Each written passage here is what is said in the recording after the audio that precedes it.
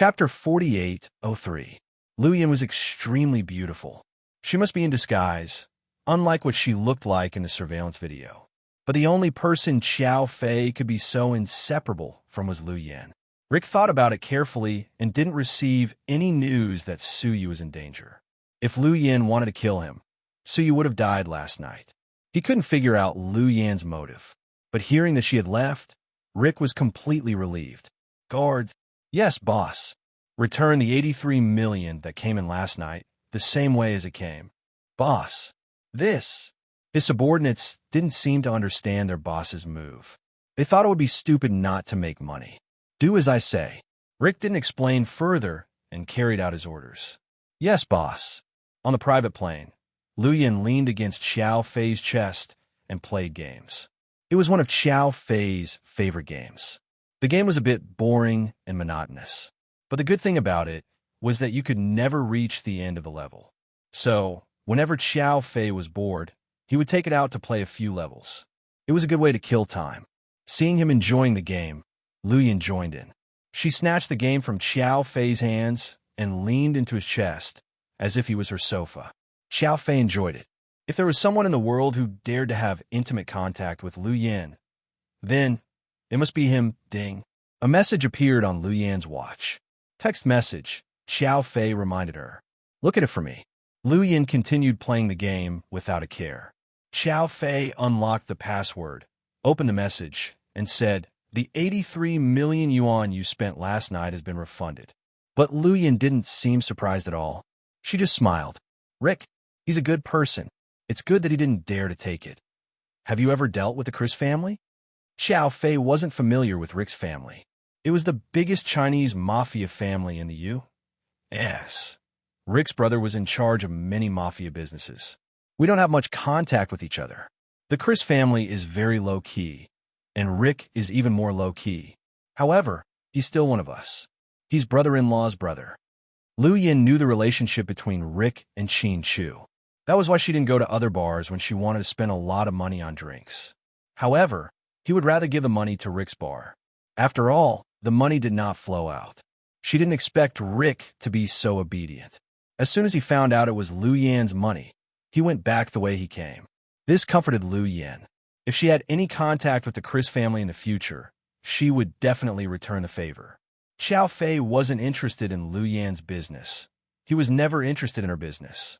Instead, he stared at the painting of a beauty in the corner. Little Yin. There's no toilet paper in the toilet. So, Lu Yin put down her cell phone and looked up at him. Lend me your portrait of beauty, he said in a formal tone. Fuck you. Lu Yin really wanted to beat him to death. She didn't even think about using her portrait of beauty to wipe his ass. Xiao Fei indeed didn't like the painting. After all, it was such a blatant confession to Lu Yin. It made him feel uncomfortable. The plane slowly landed on Lu Yin's private island. As soon as Lu Yin's plane landed, her subordinates immediately came to greet her. Dozens of people stood in 2 rows. Lu Yin jumped off the plane and jumped over the stairs that were 3 or 4 meters high. She took off her windbreaker and threw it on the thin and white sand beach. Ah, it feels good to be home. Welcome home, boss. Good boy. Your lady boss is back too. Lu Yin pointed at Xiao Fei behind her mischievously. Everyone. Chapter 4804. Xiao Fei was used to Lu Yin's teasing. He didn't speak and followed Lu Yin silently. They walked into Lu Yin's residential area. It was a beautiful mansion. The windows were all transparent glass, and it faced the sea and flowers bloomed in spring. Because of the latitude of the island, there was no winter. It was always 30 degrees all year round. Therefore, the two of them quickly changed into cool clothes. Lu Yin was wearing a bohemian dress with floral patterns and a straw hat. She looked very tall and classy. Xiao Fei was simpler. He wore blue shorts and a white short-sleeved shirt. From afar, he looked like a sunny young man. Except for Lu Yin, no one else had ever seen him smile. After showering and changing clothes, a maid handed Xiao Fei an iced coconut. Xiao Fei had just inserted the straw when Lu Yin ran over and sucked in a big mouthful. Is there anyone more shameless than you in the world? Xiao Fei asked. I don't think so. So, you should feel lucky that you have the world's limited edition version of me. Narcissistic, Lu Yin turned around and walked out of the room. I'm going to a meeting. Are you coming? No, I'm going out to sea to fish. Okay, I want to drink fish soup. Good luck, madam. Lu Yin made a cheering gesture. Xiao Fei was speechless. They had a tacit understanding. After returning to the island, they went their separate ways. Lu Yin went to assign tasks and deal with the work at hand. Xiao Fei went out to sea to fish with his subordinates. They went out until the sun set. Xiao Fei returned with all kinds of seafood on his boat. Wow, young Master Qiao, you're awesome. Are we having a seafood feast tonight? Oh, I was a bit excited. Although the island was boring, these homeless people had long regarded it as their home. So, they had a strong sense of belonging. They thought that there was no competition here, no need to kill or worry about being killed. Although their boss had a bad temper, she never mistreated them. She would have seafood feasts from time to time, such as seaside barbecue. Some of Lu Yan's subordinates already had families and lived here in seclusion with their families. There was a rule in Lu Yan's mercenary group. Once they got married and had families, they would leave the mercenary group. Once they got married, they would leave the mercenary group and become logistics personnel. No more missions, no more killing, no more dangerous things. However, because they had made many enemies when they were young, they did not dare to go out. Therefore, they could only settle down here and live in seclusion. Lu Yan only assigned some odd jobs to those who were married. Here, they built houses, watered flowers, fished, transported goods, planted fruits, and so on. Although Lu Yan gave each of them a pension of $10,000 a month, they didn't need the money at all. Life was very comfortable. Some of them even had children. The island was full of joy and harmony. This group of people was not at all like the rumors outside, that they were homicidal maniacs. Like a tourist, Lu Yan took photos of them with her SLR camera. Boss, the crabs are ready. And this grilled prawns. Young Master Qiao is amazing today. This prawn is a rare species, but the meat is very good. Boss, eat more.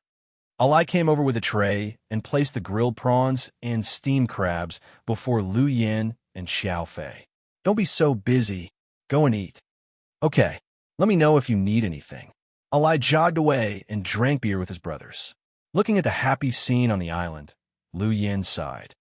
Fei, if something happens to me one day, I'll leave them to you. You have to continue taking care of them for me. Xiao Fei's heart tightened when he heard this.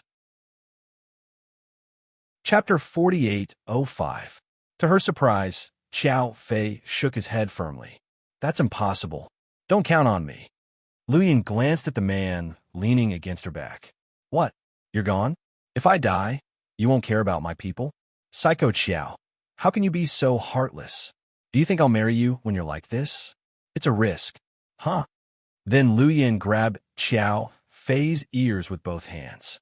Xiao Fei looked into Lu Yan's eyes quietly, not joking at all. If you die, I won't live alone either. So, you asked me to take care of them. I can't fulfill your wish. Lu Yan's body shook when she heard his words. Fei, she would be lying if she said she wasn't touched. But Lu Yan was such a person. Even if she was touched, she wouldn't cry. After all these years, her heart had become as hard as a rock. She wouldn't be as emotional as Huamin. I'm not joking. I'm serious. So, Yin, you must live well. Because as long as you live, I'll live as long as you live. Oh, so mushy.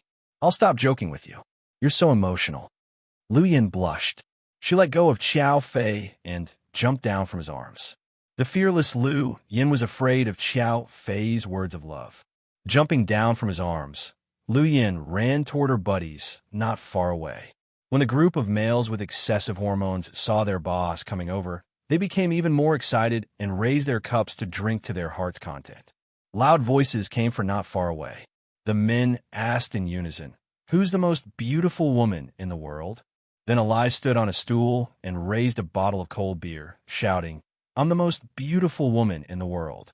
Lu Yan laughed so hard that she almost spat out the beer in her mouth.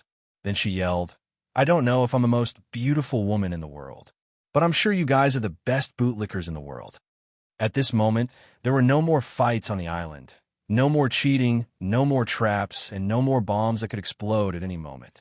It was Lu Yin who had built a pure land here, a peaceful kingdom.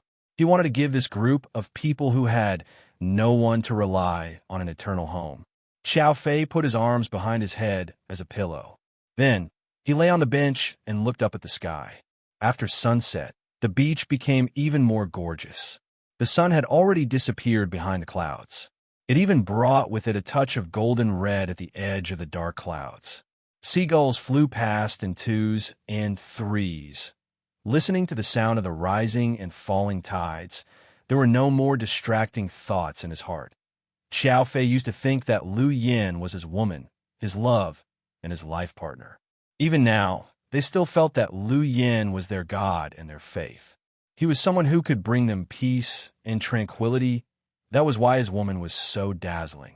No matter what happened in the future, whether or not Lu Yin was still the most wanted criminal of Interpol and the #1 target of terrorists, Lu Yin was still the most wanted criminal of Interpol. He would protect her for the rest of her life until they left this world. Alai was drunk. He came over with 2 bottles of wine and handed one to Xiao Fei. Xiao Fei stood up.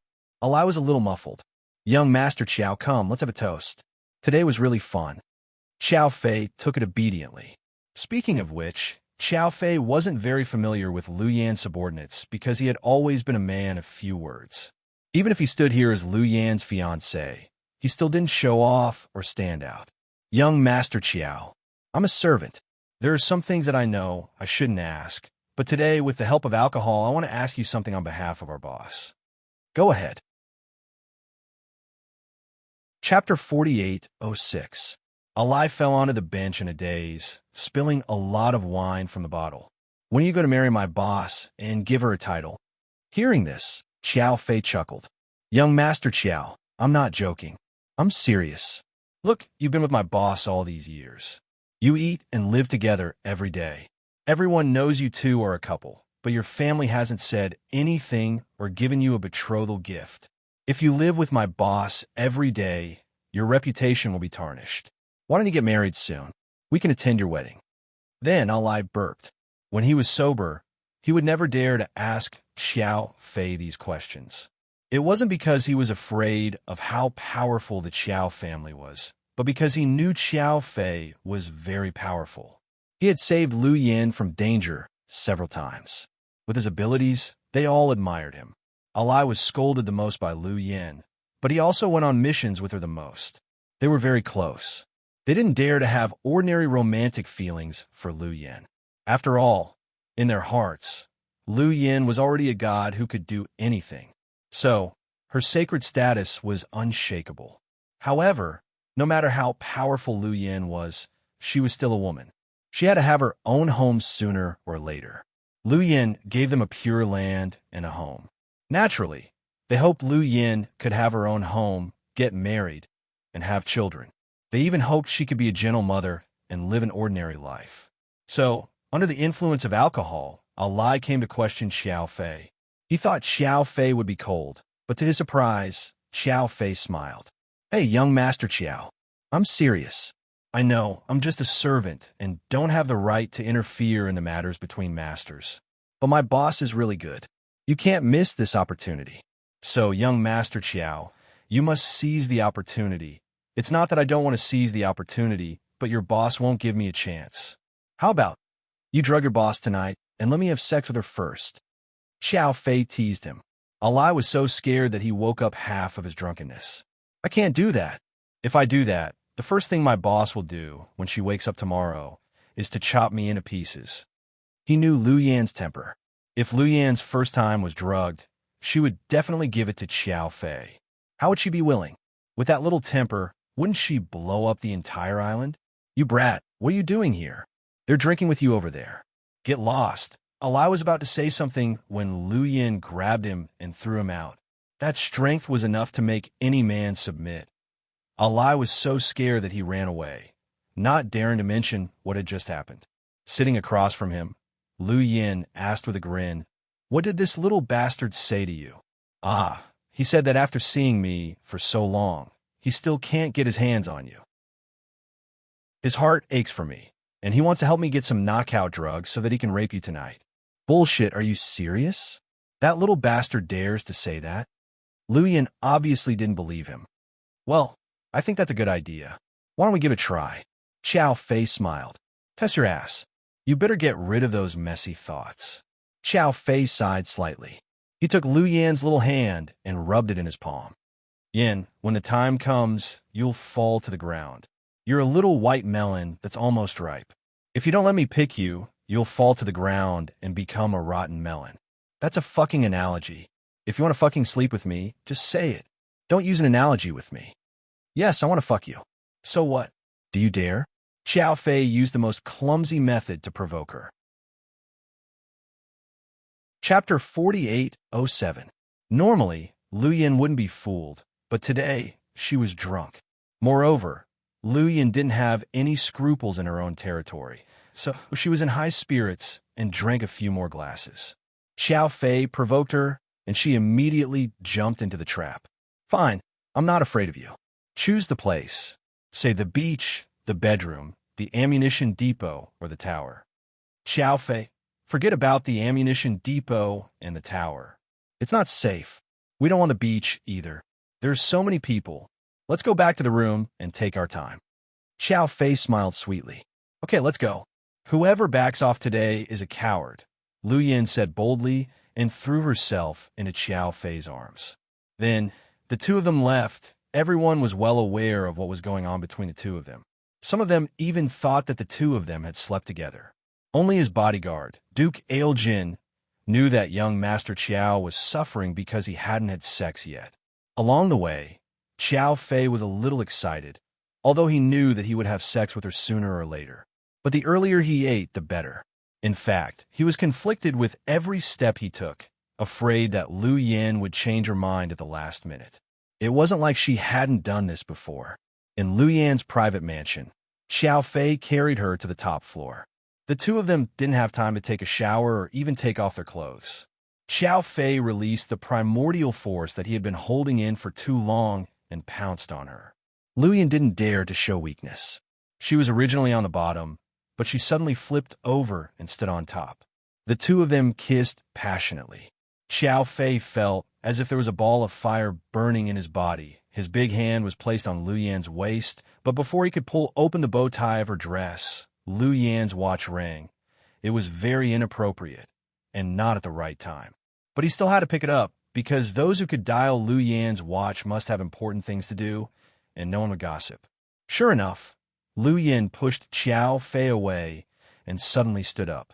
Then, she pressed the virtual call button. Boss, bad news. Ian's men just attacked the professor's house in Miami. Isn't Dad in L.A.? Lu Yan frowned slightly. For hours ago, the professor secretly went to Miami with 2 bodyguards. I don't know what they were going to do, but Ian's men went there in 3 trucks with heavy weapons. One of the 2 bodyguards was killed, and the other was injured. The situation is critical. Where are our people? Anxious, Lu Yan jumped up and walked to the window. Most of our people are in South Africa. There are only 2 here. I just transfer them over. They can hold them off for a while, but their firepower is too strong. I'm afraid. Lu Yan's heart sank. At this moment, no matter how anxious he was, it was impossible to quench his immediate thirst. Even if they took off now, it would take 7 or 8 hours to reach Miami. At this moment, Chow Fei walked up behind her. My men are over there. You do?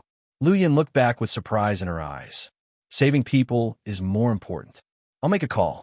As he spoke, he picked up his personal cell phone and made a call. After putting down the phone, he patted Lu Yan's shoulder. They'll be here soon. Don't worry. Uncle Lu will be fine. Fei, how come you have forces in Miami? Lu Yan was so happy that she kissed Chow Fei's face. Chow Nin has been very close to some black organizations in the U.S. In the past 3 years, I've arranged people and spies in all the places he's in contact with. Holy shit, that's awesome. My 3rd young master Chow, Lu Yan praised. Don't give me that. Now that the problem is solved, shall we continue? Chow Fei said with a straight face. Chapter 4808. Hearing Xiao Fei's reminder, Lu Yin coughed awkwardly. Ahem. You're not going to? Xiao Fei rolled his eyes. I. Lu Yin was thinking of an excuse. You just said that whoever goes back on his word is a coward, Xiao Fei said. Hello, Grandpa Xiao.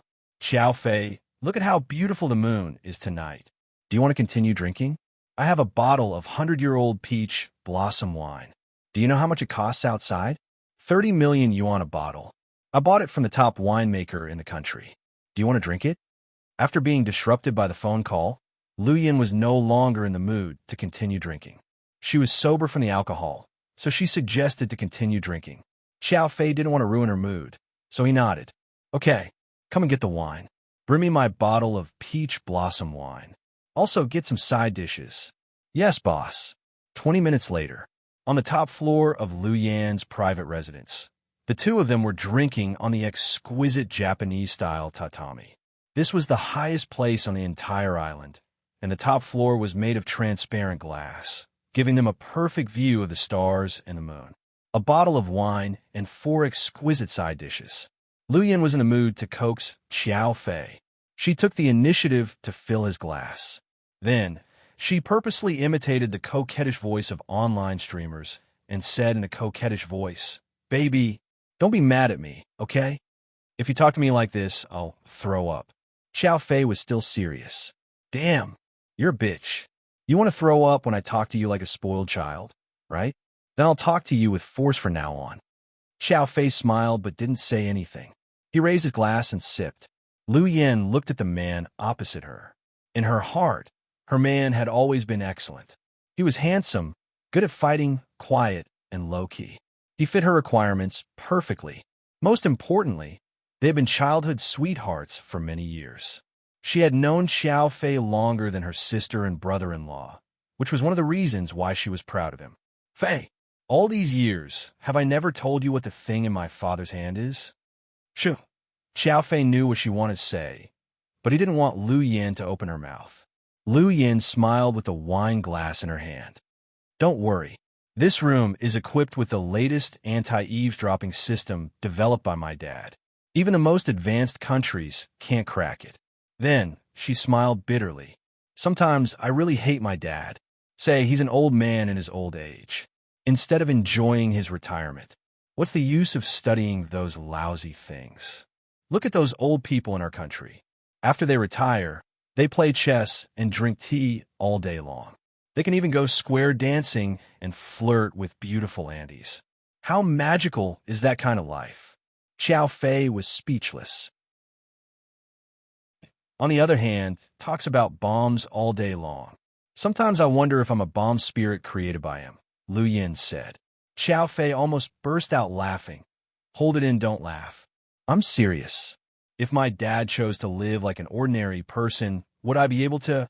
I might still be in some ordinary city in China, going to a third-rate university, having an obedient boyfriend, and then go to the KTV every few days to howl. Then, Lu Yin drank a glass of wine gloomily. Yin, I'll definitely give you a normal life like that. Every time Lu Yin complained about how hard life was, Xiao Fei's heart ached for her. Don't coax me. I know I'm a person with no tomorrow. Maybe I'll die at any time, haha. Lu Yin smiled. Chapter 4809.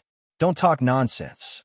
After Xiao Fei said those words, he used his actions to prove how much he cared. He gently kissed Lu Yan's mouth. It was a really gentle kiss. Lu Yan was stunned by the sudden kiss. Then, when she regained her senses, she responded passionately. Although she had never been nice to Xiao Fei, or rather, she always tortured him. However, Lu Yin had only loved one man in her life, and she had no intention of changing him. She had always known how Xiao Fei felt about her all these years. He even took care of her more than the professor. During those years, Lu Yin was injured, hospitalized, had surgery, got shot, and had to deal with the difficulties of establishing the mercenary group. Xiao Fei had accompanied her through many, many difficult times. She would never give up on this love that would go through thick and thin together, and she would never give it up. If possible, she really wanted to be with him for the rest of her life. She would never have to live that kind of life again. Midnight, Sea City, at South Hill Manor. When Lu Yin woke up, she was very depressed. It had been almost 3 months since she left Xiao Fei. Yes, ever since she came back to save her sister and was hit by the dream creator's nightmare. The Xiao Fei in the dream had always been fake, a dream creator in disguise. She was smart enough to see through it. In the end, Su Yu's sacrifice allowed everyone to escape from the nightmare. Huo Min was sad for Su Yu, and Lu Yin was sad for Xiao Fei. Because Xiao Fei was missing for more than 3 months. Ever since Lu Yin woke up from the nightmare, there had been no news of him. Her people had been looking for him all over the world. The Qiao family in Russia had been turned upside down. At first, Lu Yin thought that old Master Qiao was unhappy with her being with Xiao Fei, so he had imprisoned his son. Later, she realized that the Qiao family was also looking for Xiao Fei. Only then did she know that he was really missing. In her dreams, she had dreamed countless times of them kissing passionately on that private island. When she woke up, she still felt Xiao Fei's unique warmth on her lips.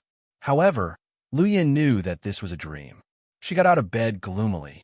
This was the guest bedroom of Huo Min's South Hill Manor. She was barefoot and walked softly. She lit a cigarette as she walked. She was different from Huo Min. Huo Min only smoked when he was depressed. Lu Yin never smoked. She only liked to carry cigarettes with her, because the smoke could cover her scent. Even if it was the smell of blood from her injuries, it would not be easily discovered by her opponent. It was Lu Yin's first time smoking. She didn't know how to smoke, so she coughed after taking a puff. Although she tried her best to suppress her voice, Huo Min woke up. Huo Min gently got up. Qin Chu patted her back and said, "Put on your jacket. It's cold outside. Comfort Yin well." "Yes." Huo Min nodded and walked out of the bedroom. She saw Lu Yin leaning against the wall in the hallway, looking dispirited. "Sis, did I wake you up? Can't sleep?" Huo Min walked over and leaned against the wall with her. "Yeah, I dreamed of Xiao Fei." Lu Yin smiled. Huo Min didn't speak. Lu Yin took out a thin cigarette and handed it to Huo Min. "Do you want one?" "Okay." Huo Min took it and lit it skillfully. Then he took a puff. "Sis, do you think he's already?" "He's not." Huo Min knew what she was going to say. People were all like this. When they encountered difficulties, they couldn't help but think pessimistically. Even Lu Yin was no exception. She had never been so agitated before, including when Xiao Fei was shot and was about to die. Chapter 48:10. That time, she knew that Xiao Fei wouldn't die. He had a father, sister, and brother-in-law. The 3 masters in the family wouldn't let anything happen to Xiao Fei. But this time, Xiao Fei disappeared, or rather, lost contact with her. For 3 whole months, there was no news from him. Before, when Xiao Fei wasn't with her, they wouldn't see each other for 2 months at most. But he would video call her every day, almost never missing a day. So, Lu Yin was used to contacting Xiao Fei every day. She couldn't get used to the sudden interruption. "Sis, he would never stop contacting me, because he's afraid that I'll be worried. If he's still alive and in this world, he wouldn't have stopped contacting me for more than 100 days, even to let me know that he's safe. I'm not pessimistic, I just think he might really be gone." Lu Yin lowered her head, her voice hoarse. She wanted to cry, but no tears came out. When people were in extreme sorrow, they couldn't cry. Because their minds were blank, they couldn't think.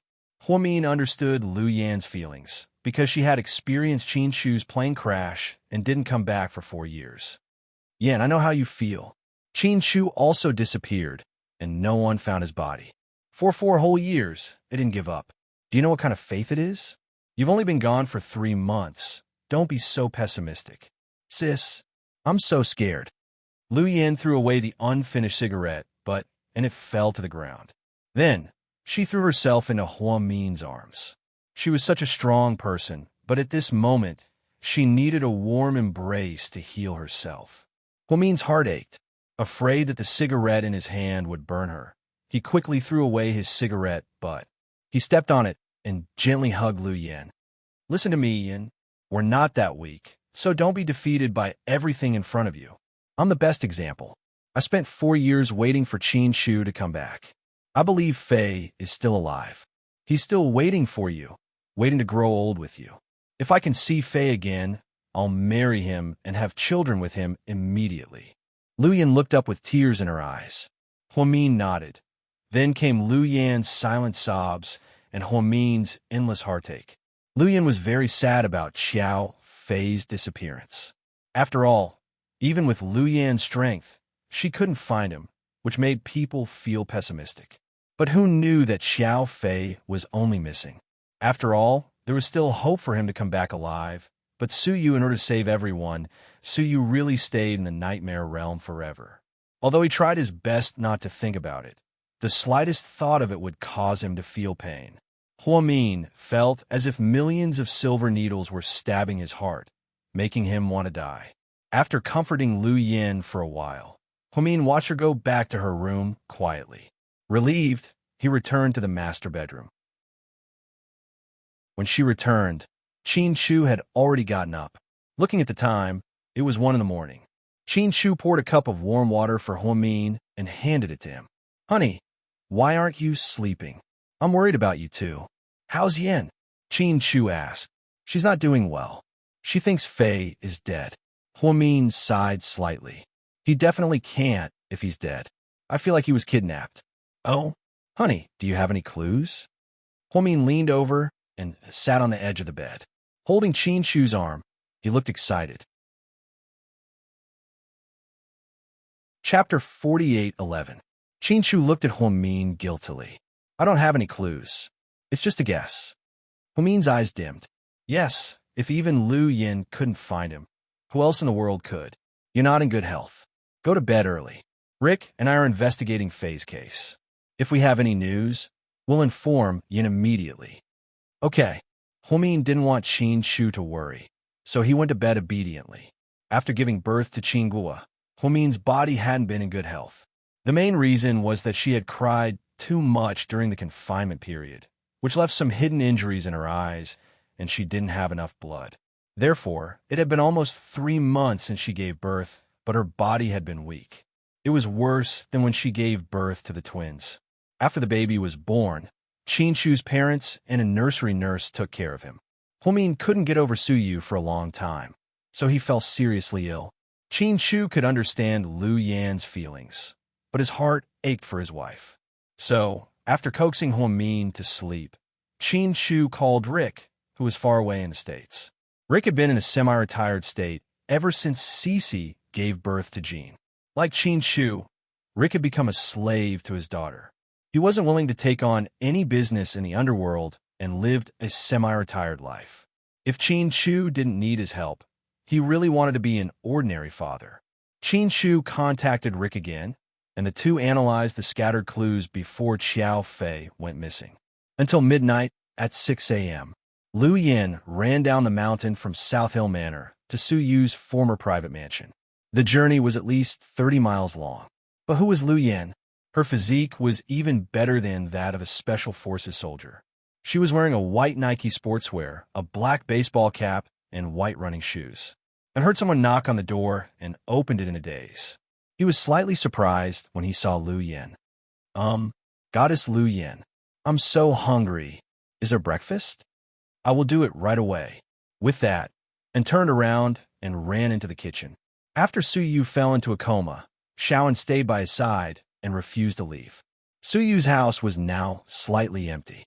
In the beginning, everyone would come every day, but later, no one was willing to come anymore.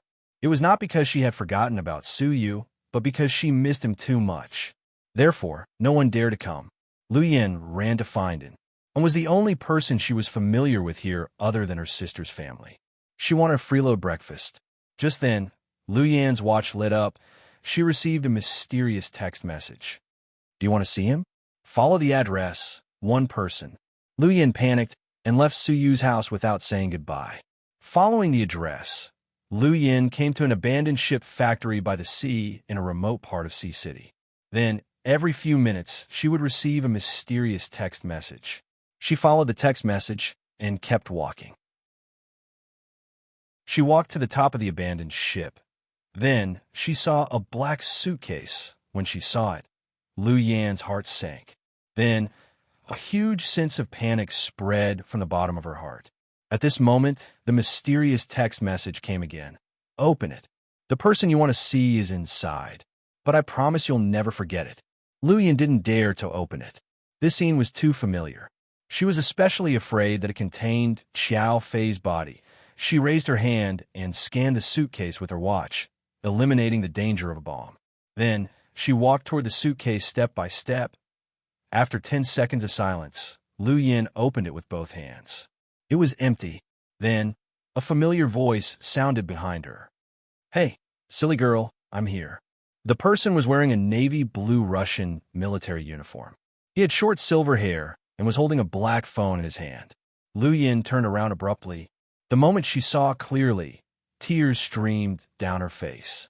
Lu Yin's narration. Chapter 48:12. According to our station, Ai Yang, who retired from the music industry for more than 10 years, flew back to China early this morning. He was accompanied by his wife, Chun Jia. Qin Zhao Zhao, one of the heirs of the GK Corporation and the youngest member of the board of directors, was in charge of picking them up. Will GK make any big moves in the future? Let's wait and see if Ai Yang will make a comeback for GK. A female anchorwoman's report came from a black Rolls-Royce. Everyone in the car laughed. Sitting in the passenger seat was a girl who was about 17 or 18 years old. She was very pretty. Her long, slightly curly hair was the color of coffee. Her eyes were the same as Qin Shu's, and her looks were also the essence of Qin Shu and Huomin's. The corners of her lips curled up slightly. Uncle Ai Yang is already so old, yet he's still making a comeback. These domestic media outlets are really unscrupulous in order to attract attention. They dare to write anything.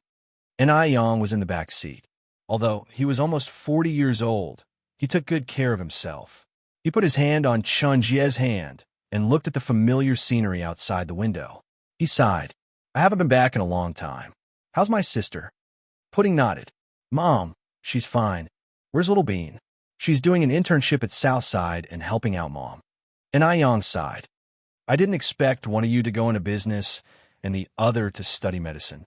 I thought you two would always be little princesses. Uncle and Ai Yang, you haven't seen my brother yet, right? And Ai Yang was in a good mood when he heard Pudding's words. Yeah, I've lived overseas for many years and rarely come back. I only met your parents 5 years ago in Australia. As for your brother, I've only seen his photo, but I've never seen him in person. Then you're in luck this time. He was studying abroad in the UK, but this is our coming-of-age ceremony, so he came back early. You'll be able to see him soon.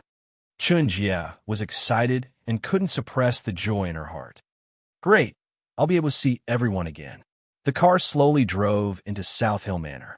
Qin Shu and Huomin were already prepared and waiting at the door. Ever since Ai Yang went abroad, he rarely came back. Ai Yang and Chun Jie's daughter had grown up and was only a few years younger than Pudding and Little Bean. However, because he went to the summer camp with the school this time, it was a pity that he couldn't make it. The car slowly stopped in front of South Hill Manor. Chun Jie got out of the car and ran towards Huomin. Sister Mian. She gave Huomin a big hug. Huomin still liked to dress plainly. She wore a plain-colored dress, and her long hair reached her shoulders. There was a faint smile on his face. The corners of his eyes showed signs of age. On the other hand, Qin Shu didn't change much. He was still as handsome as ever. Standing beside Huomin, the two looked like a natural couple. Sis, you're still the same. You look the same as when I saw you 5 years ago. And Ai Yang smiled. Brat, you're the only one who knows how to talk. Did you see the news? Everyone in China is saying that you're going to make a comeback. Huomin joked. And Ai Yang laughed. Sure, I'll sign with GK when I make a comeback. After all, you're the biggest media company now. What do you think, brother-in-law? And Ai Yang looked at Qin Shu. The corners of Qin Shu's lips curled up slightly. I can't make the decision. You can ask our president, Qin. Qin Shu looked at Pudding. Pudding put her arm around Ai Yang's shoulder from behind and said playfully, Uncle Ai Yang, if you sign with my company, I'll definitely give you the best treatment. But if you want to make a comeback, will your wife agree? Chapter 48:13. Okay, stop fooling around. Go inside and rest. Huamin smiled and invited an Yang and Chun Jie into the house. Pudding turned around and walked out. Mom, I have something to do at the company. I need to go take care of it. Okay, when you come back from work, pick up your sister at Southside, Huamin instructed. I'm going to pick up Little Bean. What about Qin Guowa? Who's going to pick him up? Pudding asked. I'll pick him up, Huamin said. I'll go, Qin Chu said. You two are so biased. Pudding was picky, so she turned around and walked away. Pudding and Little Bean turned 18 this year. Therefore, the Qin family, which hadn't been so lively in a long time, decided to hold a grand coming-of-age ceremony for the two little princesses. Then, in the next few years, Huamin and Qin Chu's family and friends would gather. This was a very good thing for the couple, as they could see their good friends whom they hadn't seen in years. Pudding and the chauffeur drove back to the company in the Rolls-Royce. They were in time for a meeting of GK Entertainment's artists. GK Entertainment was a subsidiary of GK Corporation, and it was the largest company in China. After Su Yu disappeared, the artists who replaced him from Imperial Star Entertainment all joined GK. Qin Zhaozhao, Qin Chu, and Huamin's eldest daughter, Pudding, became the youngest member of the board of directors of GK Entertainment. She was also the CEO of GK Entertainment. Some people asked why she didn't go to school or study abroad when she was 18 years old. The answer was that she and Little Bean had finished all the courses when they were 16 years old. After graduating from numerous universities, they didn't need to waste time abroad. 2 years ago, the two sisters came back to China. Qin Mumu studied medicine and became an excellent brain surgeon, which she inherited from Qin Chu. Qin Zhaozhao studied finance and returned to the family business, becoming an excellent manager. Qin Guowa, who was 4 years younger than the twins, was still studying in England. At 14 years old, he went to university. The three children of the Qin family were geniuses. Their genes were amazing. President Qin. Hello, President Qin. GK Entertainment Qin Zhaozhao was wearing a white long-sleeve chiffon blouse with a dark blue fishtail skirt and high heels. She was dressed a little maturely and professionally, but it couldn't hide the face of a teenage girl. There were also people who said that there were obvious differences between the twins after they grew up. Little Bean was only slightly fatter than Pudding. Pudding's eyes looked a little like Lu Yan's, with a hint of heroism and dominance. Little Bean, on the other hand, was calm and composed. She looked more like Huamin. Therefore, those who were familiar with them would never confuse them. President Qin, the meeting room is ready. Is everyone here? The female secretary was at a loss for words. Qin Zhaozhao took the meeting materials from her and asked casually, Liao Mukin didn't come? Yes, President Qin. They must be stuck in a traffic jam. I just called his cell phone and his agent's cell phone, but they didn't pick up. I'll try again later. The female secretary was a little ashamed. It's not your fault. Let's begin. Pudding's personality and way of doing things were very similar to her father, Qin Chu, but there was one difference.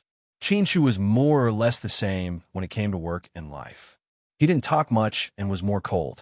Pudding, on the other hand, was cold and selfless when it came to work. In life, she was much gentler and wasn't as domineering. This was one of the things that people in the industry thought highly of her. As the heir of a rich second-generation heir, Qin Zhaozhao was the most popular. The media once reported that she would replace her brother as the sole heir of GK. Qin Zhaozhao walked into the meeting room with the documents. 106 of the 107 heavyweight artists signed under GK were here. President Qin. All the artists stood up when they saw her walk in. In fact, all of them were older than the president. After all, the president's 18th birthday was in a few days. Chapter 48:14. Qin Zhaozhao sat in the president's seat and lowered her head with a serious expression. Let's begin. President Qin, Mukin isn't here yet. Do you want to wait? A female artist reminded. No need. The president's tone was cold. At this moment, there was a knock on the door. Everyone looked up and saw Liao Mukin, who was wearing jeans and a white short-sleeved shirt, leaning against the door with a lollipop in his mouth. Sorry, President Qin, I'm late. There was a traffic jam. He took out the lollipop from his mouth and explained. Qin Zhao tilted her head and looked at him. You couldn't get through to your phone in traffic? My phone ran out of battery. Your agent's phone ran out of battery too? Qin Zhao was vaguely angry. After all, this wasn't the first time this guy was late for a meeting. My agent didn't bring her phone and left it in the dressing room at headquarters, he argued. Qin Zhao glanced at him and looked down at the information. Don't think that just because you're popular, you can look down on others. Of course not. Even if I don't care about others, I still care about my boss. Liao Mukin smiled cheekily. Go back to your seat and start the meeting, the president said. He staggered in a few steps, but didn't sit in his seat. Instead, he sat in the first row, very close to Pudding. Then, he propped his hands up and looked at his young boss. Liao Mukin was the most popular male star under GK. Speaking of which, it was quite amazing that he became popular less than half a year ago. Half a year ago, GK held a rookie audition for the Rising Star, and Liao Mukin won the championship with 80 million online votes. He got the chance to sign a contract with GK, and GK even signed this newbie with 10 million yuan. For a time, no one could compare to him. What was even more strange was that this guy sang and ran away. He acted and danced. His dance moves weren't standard, and his talk shows were always off topic. However, it was this kind of person who wasn't good at anything that occupied the #1 position in the country. Just Weibo's trending searches alone had been on it more than 100 times. His Weibo followers had also soared from 20,000 to 18 million. Every time he posted on Weibo, there would be as many as 500,000 comments. The reposts had exceeded 20 million. Therefore, in the first half of the year, he had accepted 12 endorsements alone. And they were all international A-listers. He was so jealous of the seniors in the industry. Qin Zhao had always looked down on this brat. She felt that he did not have any talent and only relied on that devilish face of his. More importantly, that face of his. Thinking of this, Qin Zhao rubbed her temples irritably. The company will be shooting 3 big movies in the second half of the year. One of them is a disaster movie with Hollywood in the United States. Our company has already confirmed that we will invest 500 million yuan and get a role in a very important role. Hearing this, the crowd below began to stir. Everyone thought that such a good opportunity would definitely belong to Liao Mukin. Unexpectedly, the CEO changed the topic. I've discussed it with the board of directors, and we've decided that Lu Jia will star in the film. As soon as she finished speaking, everyone was shocked. Who was Lu Jia? She was a newcomer who had been in the company for 3 years, but had never been popular. She was chosen because she acted in a teen idol web drama.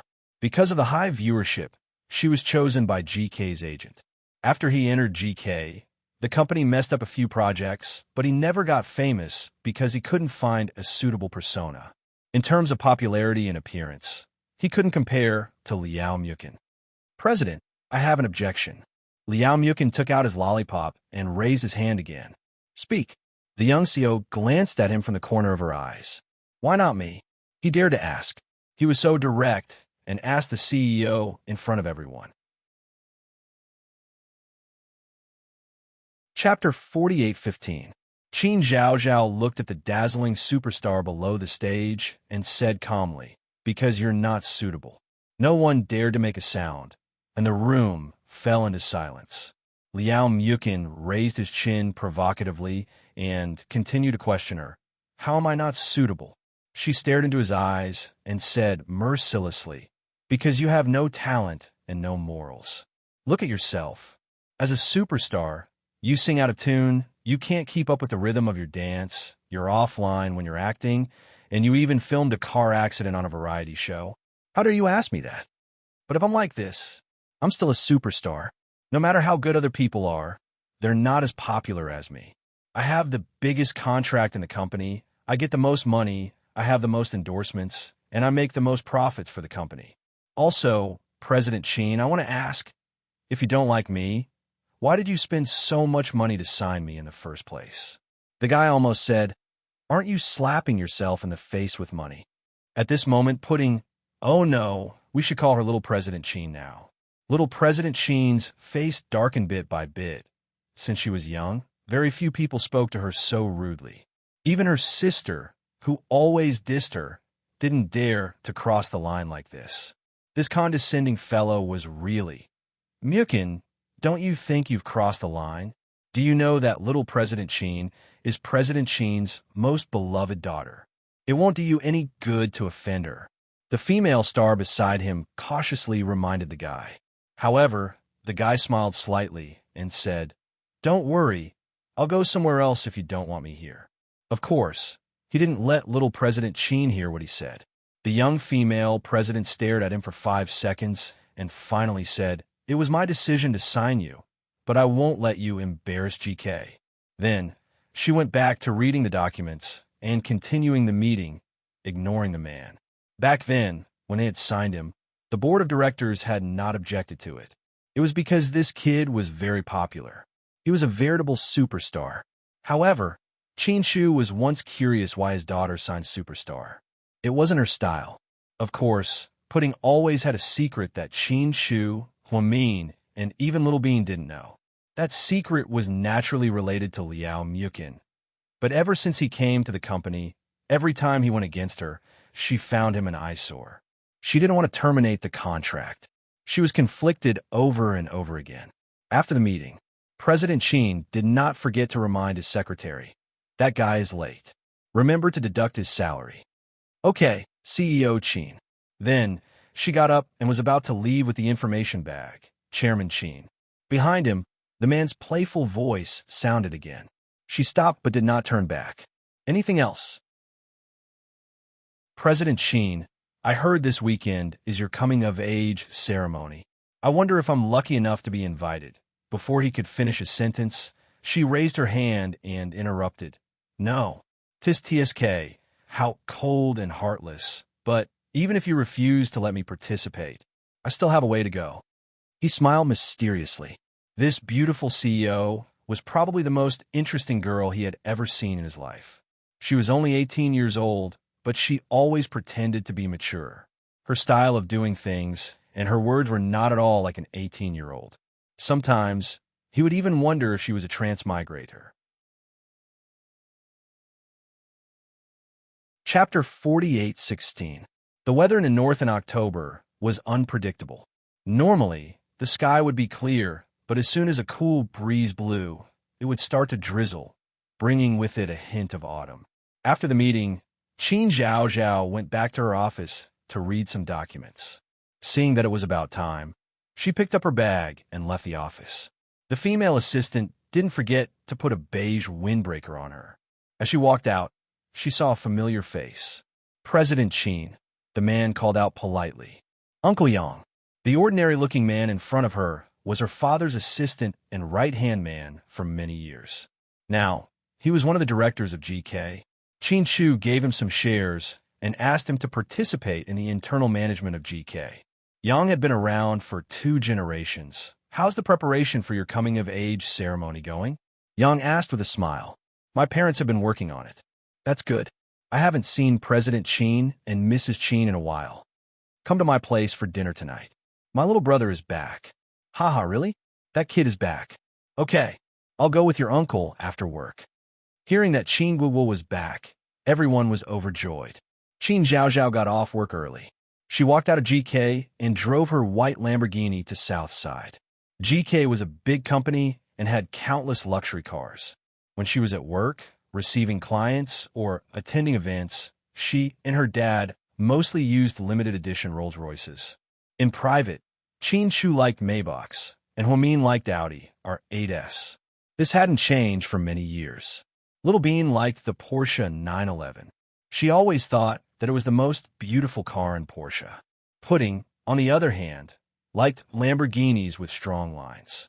In fact, very few girls liked Lamborghinis because they were too strong and sharp. However, for some reason, she liked them. She had always wanted to buy the Sixth Element. However, that car had disappeared a long time ago and couldn't be bought anymore. Therefore, she ordered a new model for herself. It was white and looked very cool when she drove it. Pudding and Little Bean got their international driver's licenses when they were 16, so they had 2 years of driving experience. Little Bean was lazy and didn't want to drive, especially since she was doing her internship at Southside. Huimin didn't want her to be so high-profile. Therefore, the two sisters often shared the same channel. When Pudding got off work, she would go to Southside to pick her sister up. Southern District Gate, the white Lamborghini, was parked in the parking lot. The numbers ending with 6 were particularly eye-catching. She got out of the car gracefully. Her fishtail skirt swayed in the wind. Fortunately, her assistant had brought her a jacket. Otherwise, it would have been really cold.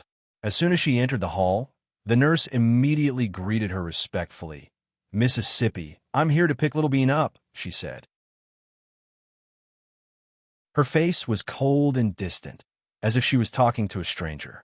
"Second miss is in the lab. I'll go get her." "No need. I'll wait for her downstairs for a while." Then, she found an empty seat and sat down. Everyone in the hospital knew that she was Director Hua's daughter. The eldest and the second eldest were twins. They were very similar, but their personalities were completely different. 10 minutes later, Little Bean, who was wearing a white lab coat, ran downstairs. She smelled of formalin. "Big May, you came to pick me up. I want to pick up that brat." Little Bean called Pudding Big May and forced her sister to call her Second May. However, Pudding never called her that. Dad went. "I think so," she said faintly. "But you're biased. Tell Dad to pick me up tomorrow. You go pick up that brat." Little Bean was unhappy. "Do you think I'm your chauffeur?" Pudding rolled her eyes. Chapter 48:17. You're a good driver. If I could do it myself, do you think I'd use you? Cut the crap. Get in the car. Pudding didn't want to argue with Little Bean and walked out. The sisters got into the sports car and left the hospital. On the way, Little Bean was restless and gossiped. "Sis, you and Liao Mukin. Why mention him all of a sudden? Sis, Dad and Mom haven't seen him yet, right?" Little Bean asked. "Yeah. If one day, do you think Mom and Dad will remember something when they see him?" Little Bean's eyes became complicated. Pudding's hands on the steering wheel twitched. It was obvious that she was feeling emotional. "I don't want them to see each other so soon," Pudding said. "But you can't keep it a secret forever. Besides, Dad and Mom might not remember, or rather, everyone might not remember, except for the two of us." "Shut up. Stop talking." Pudding was agitated. Little Bean was about to say something when her phone rang. Hello. What is it?" Little Bean picked up the phone and smiled. She didn't need a guess to know that it was Gao Buiyuan. Gao Buiyuan was the only one in the group who didn't study abroad.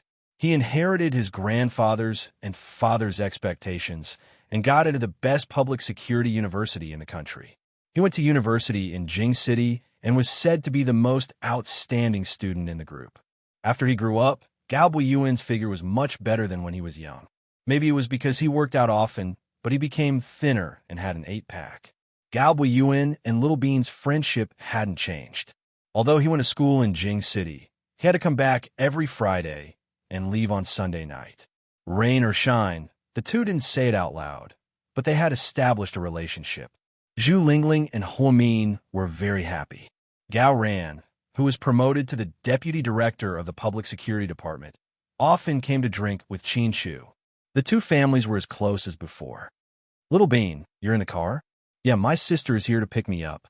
I heard your brother came back." Gao Tuin, who was wearing a police officer uniform, said handsomely. "You know that? Good news. My mom called me a long time ago. So, when are you coming back?" Little Bean couldn't wait. "Isn't the coming-of-age ceremony on Saturday? I'll go back on Friday night. It's still the same time." "That won't do. It's too late. Apply for leave from the teacher and come back on Thursday. I wanted to come back early and accompany me to shop." I need to ask for leave?" "What? You're not willing? Am I not worth it?" Little Bean pouted and began to whine. No. I'm willing. I'll tell the teacher in a bit and change the ticket." Okay. I'll pick you up then." Little Bean was very happy. "You drive? Forget it. Let my mom go to the airport." Gao Buiyuan was worried about Little Bean's driving skills. After all, she still held the record of crashing into a Porsche 3 times in a week on the road. Another big party. That's great. Unfortunately, brother Yinshu can't. Gao Buiyuan didn't finish his sentence.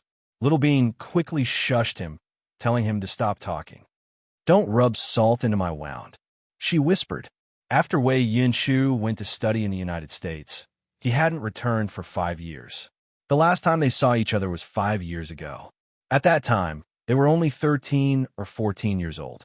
On the day Wei Yinshu left, Pudding had a fever and fell ill. After she woke up, she blocked his phone and WeChat and never contacted Wei Yinshu again. There was only one reason for all of this, and that was Wei Yinshu had left the country with Tian Tian. Chapter 48:18. Realizing that he had misspoken, Gao Buiyan immediately shut his mouth. Little Bean, wait for me. I'll go ask for leave. Good girl. Little Bean hung up the phone with a satisfied expression. Then, she looked at her sister with a smile. Big May, I'm so sorry. I unknowingly showed off my love to you again, and it's of such high quality. Pudding was still calm. She only replied with 3 words, I'm used to it. No matter what the situation was, her sister's calm attitude was very similar to Mommy's, Little Bean thought. However, although Mommy's personality was calm, she wasn't cold. Her sister was the combination of Mommy and Daddy's personalities. On one side, she was calm, and on the other, she was cold and a little arrogant.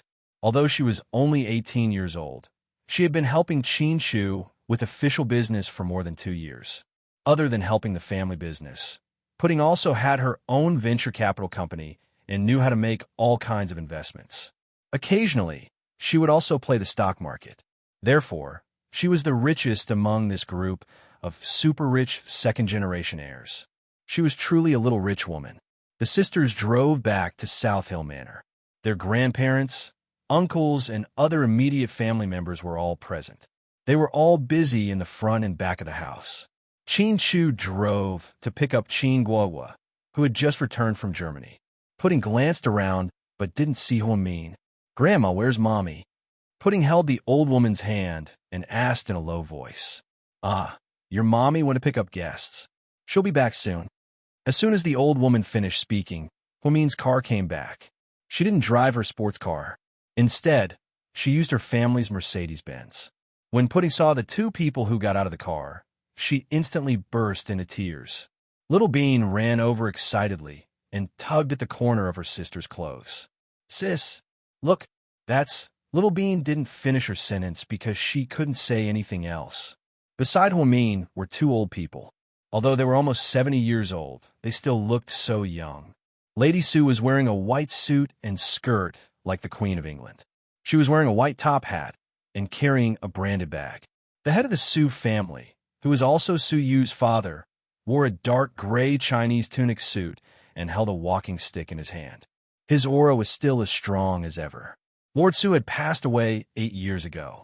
At that time, Huamin had specially brought his entire family to attend his funeral. The Su family had been living in seclusion in Jiangnan town and rarely came back. In everyone's memory, the 2 elders of the Su family had no children. They only knew Huamin because Lady Su was hospitalized at Southside many years ago. Since then, the 2 families have been on good terms. The Su couple loved the twins very much. When the twins were young, they had been fostered by them. As for the reason, no one could remember because it had been too long. Yes, this was everyone's memory after Su Yu disappeared. The last thing he asked Master Wu to do was to erase everyone's memories. Even In, who had followed Su Yu for many years, got married and had children. He changed his name and didn't remember his master. Imperial Star was also given to the twins as a gift. In the end, it was merged into GK. However, in everyone's memory, they felt that this company was forcefully acquired by GK because no one was managing it. They didn't remember who the previous owner of Imperial Star was. However, sis, don't lose your composure. Don't lose your composure. I understand how you feel. Little Bean held her sister's hand tightly and reminded her in a low voice. Chapter 48:19. Pudding nodded. She calmed herself down and walked toward the 2 elders of the Su family. Pudding walked up to them and gave them a big hug. Mr. Lord Su, Grandma Su, Thank you for coming, she said. Silly child, I've watched you grow up. How can we not come to such an important ceremony? Mrs. Sue smiled gently. Where's Little Bean? Mr. Sue asked. Mr. Lord Sue, I'm here. Ha! Little Bean was still as naughty as ever. She jumped up to the couple in a flash. Don't be so naughty. You'll scare Mr. Lord Sue, Pudding scolded. No way. Mr. Lord Sue won't be that timid. The couple smiled. Looking at the twins who were both 18 years old, they realized how unforgiving time was. Mr. Lord Sue, Grandma Sue, my grandparents are waiting for you inside. They prepared your favorite Longjing tea. Come on in. Pudding and Little Bean helped the couple into the house. Pudding, is your dad back? Huamin looked at his eldest daughter and asked. Not yet. That's weird. It's been so long. He should have come back before me. Huamin looked at his watch and felt a little uneasy. Don't worry, Mommy. Your husband and son's IQ combined is almost higher than Andy's. Don't worry. Little Bean comforted her mother with a smile. Huamin smiled and shook his head. At the airport, when Qinshu picked up his son, he saw the bodyguard behind him. Because he knew them. A lie. Qinshu was slightly surprised. Hello, President Qin. We were ordered to protect the young master. Huh. Alai scratched his head, a little embarrassed. Where are Yen and Fei? Qinshu asked.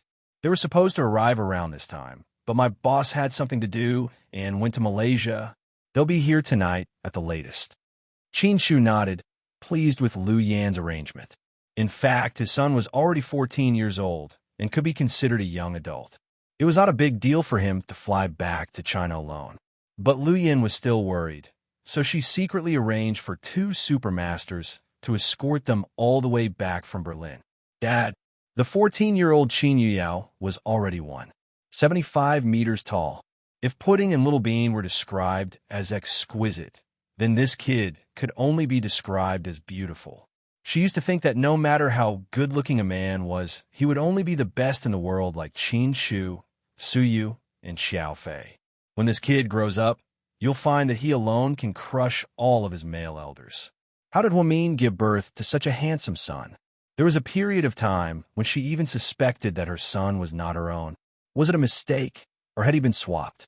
Qinshu didn't know whether to laugh or cry. Little young master wasn't so heaven-defying when he was young.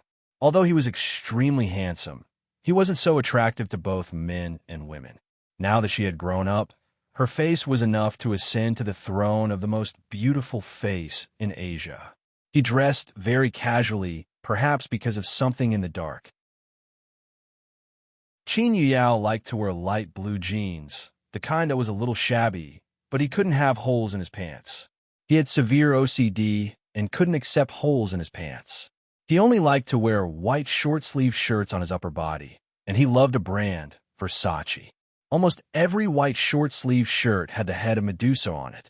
No one remembered that there was once a man who liked to wear Medusa. Are you tired? Qinshu patted his son's shoulder. Men were never as good at expressing their feelings as women. So, with just a look or a gesture, the kid knew that his dad loved him deeply. Chapter 48:20. Qin Yuyao shook his head, but didn't say anything. He was similar to Qinshu in that he didn't talk much, but his words were always gold. 2 years ago, when his son went abroad, Huamin cried for a long time. He thought that his son was too young and was afraid that he wouldn't be able to adapt to a foreign country and would miss home. However, Qinshu insisted on sending him. Reality proved that Qinshu was right. Qin Yuyao didn't feel uncomfortable at all. Instead, he was like a fish in water and was more cheerful than before. This time, he asked for leave to come back to China because of his sister's coming-of-age ceremony. Get in the car. Qinshu was happy. He put his hand on his son's back, and the father and son got into the Rolls-Royce. Alai and another of Lu Yan's men got into the second car. Alai could be considered to have borrowed the young master's glory to return to the country once again and come to Sea City. Did you prepare a gift for your sisters? On the way, Qinshu asked on purpose. No, Qin Guogua answered calmly. Aren't you afraid that they'll be angry? Big Sis is super rich and doesn't lack anything. It's meaningless to give her anything. As for Second Sis, she's like a happy husky. She'll forget about anything in less than 3 hours. So, based on the above analysis, it's better not to give her anything. Hearing his son's words, Qin Shu almost laughed out loud. This kid had been abroad for 2 years, and he had become more and more shrewd. The car slowly drove into South Hill Manor. Qin Yao followed Qin Shu and got out of the car one after another. He was carrying a limited edition Louis Vuitton black travel bag and wearing a pair of pale yellow sunglasses. He looked like a European superstar. Little Bean naughtily took out her cell phone and recorded a video of her father and brother. She teased, "Look, my dad is such an excellent person, but beside my brother, he's like an agent." Little Bean's words made everyone laugh.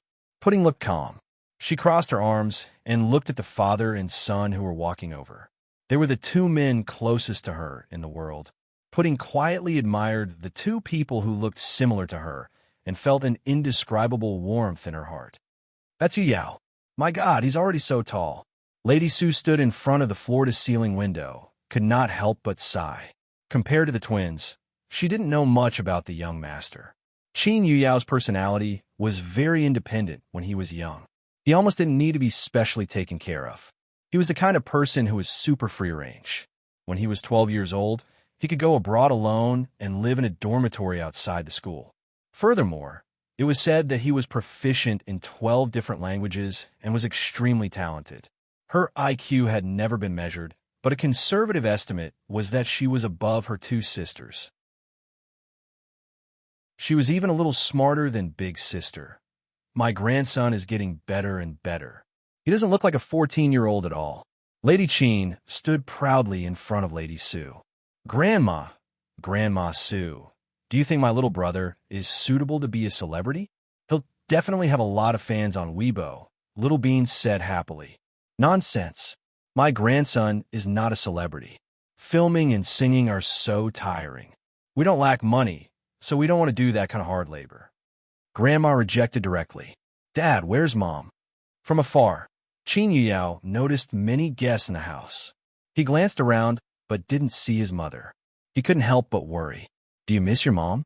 Qin Shu tilted his head and teased his son. Little young master's face was filled with shyness. Chapter 48:21. Ignoring his father's teasing, Qin Yu Yao walked in with big strides. Looking at the 4 kind-looking elders in the living room, he quickly bowed.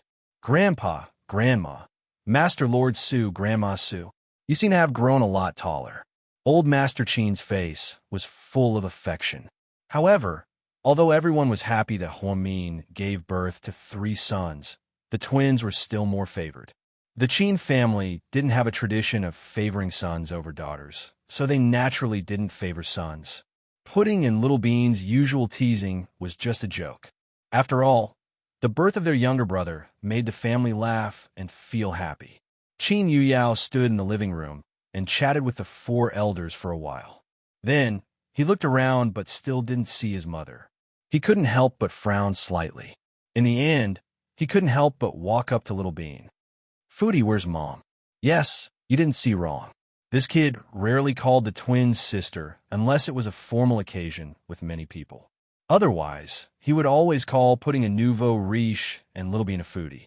Little Bean rolled her eyes. "How old are you? Are you a child? Are you looking for Mom everywhere?" On such an important day, Mom naturally went to pick up our family's distinguished guests. "Don't you know that Uncle Rick and Auntie Cece are back? And Annie Lingling, Annie Xiaowei, and the others." "All right." Seeing that his second sister wasn't talking to him properly, Qin Yu Yao couldn't be bothered with her and turned to leave. That cold aura was exactly the same as Qin Shu's.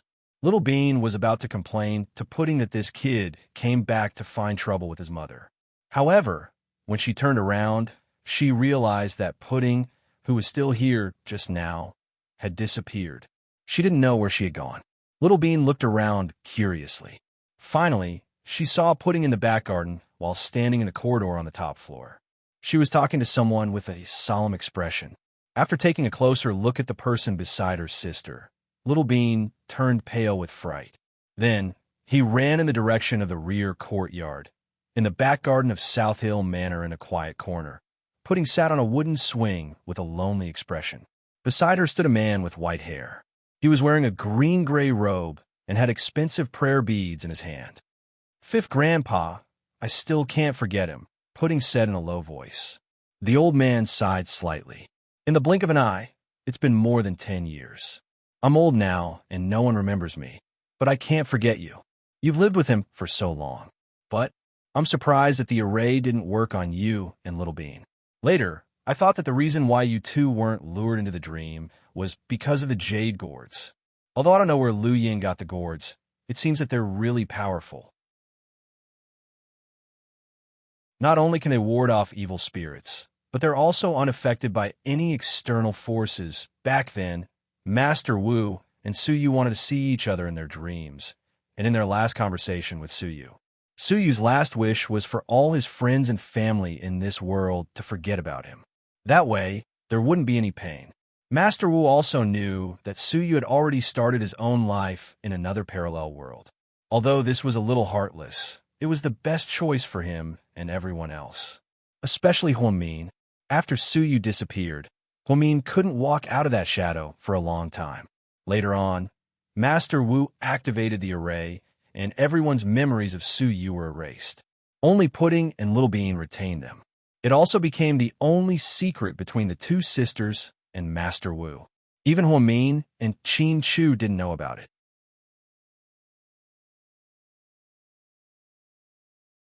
Chapter 48:22. After hearing Master Wu's words, Pudding smiled bitterly. "That's good too. I don't want to forget him. That's unfair to him. Even the Dream Quest said that death isn't the only end. Forgetting is, so how could I forget him? Pudding, you've grown up. There are some things you can't be so stubborn about. He's not dead. He's just starting a new life. Fifth Grandpa, can I go and see him? Just one look." Pudding's eyes were filled with eagerness. She really just wanted to see him, just one look. "That's impossible.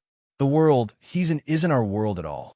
I can't bring you to see him across space and time. Then why can you meet him in his dreams?" Pudding refused to give up. At that time, it was because he still had a trace of longing for this world. Now that he has let go of everything, I can't enter his dreams anymore.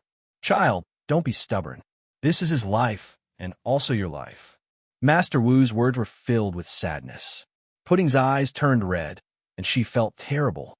Although Little Bean missed Suyu a lot, she didn't miss him as much as her sister did.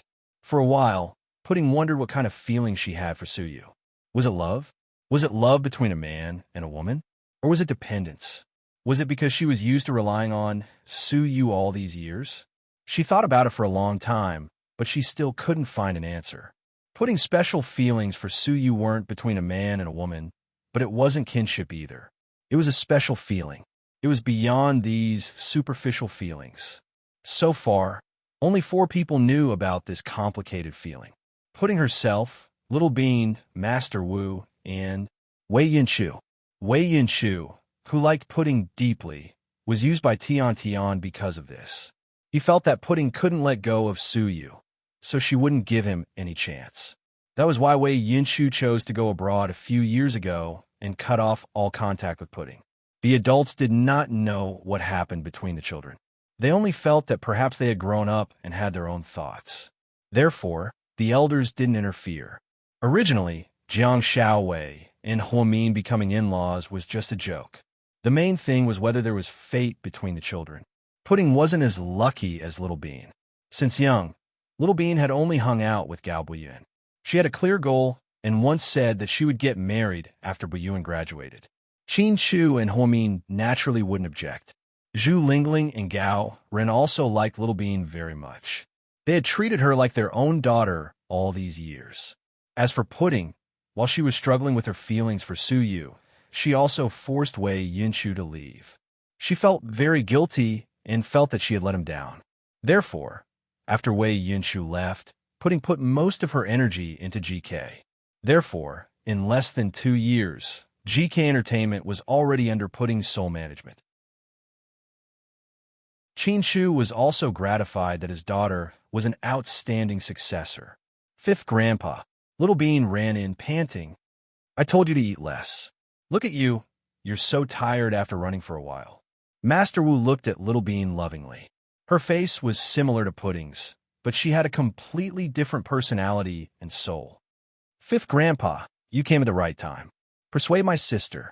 Let bygones be bygones. We love handsome Sue very much, but he's no longer in this world. After gasping for breath, Little Bean said this with a serious face. It was unexpected. Chapter 48:23.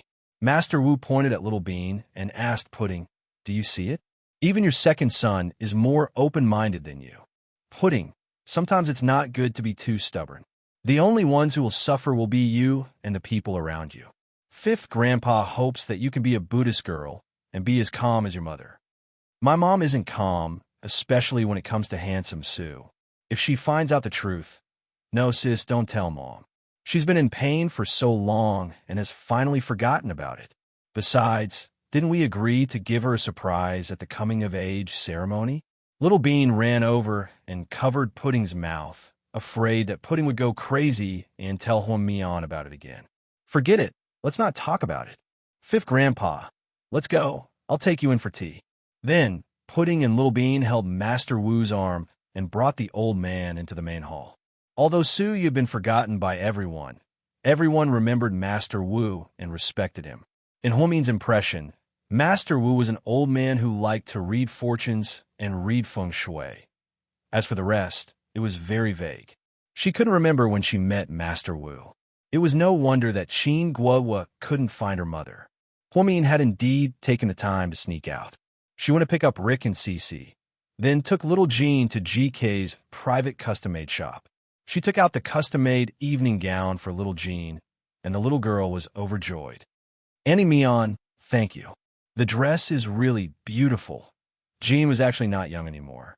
She was born in the same year as Qin Guohua, only a few days apart.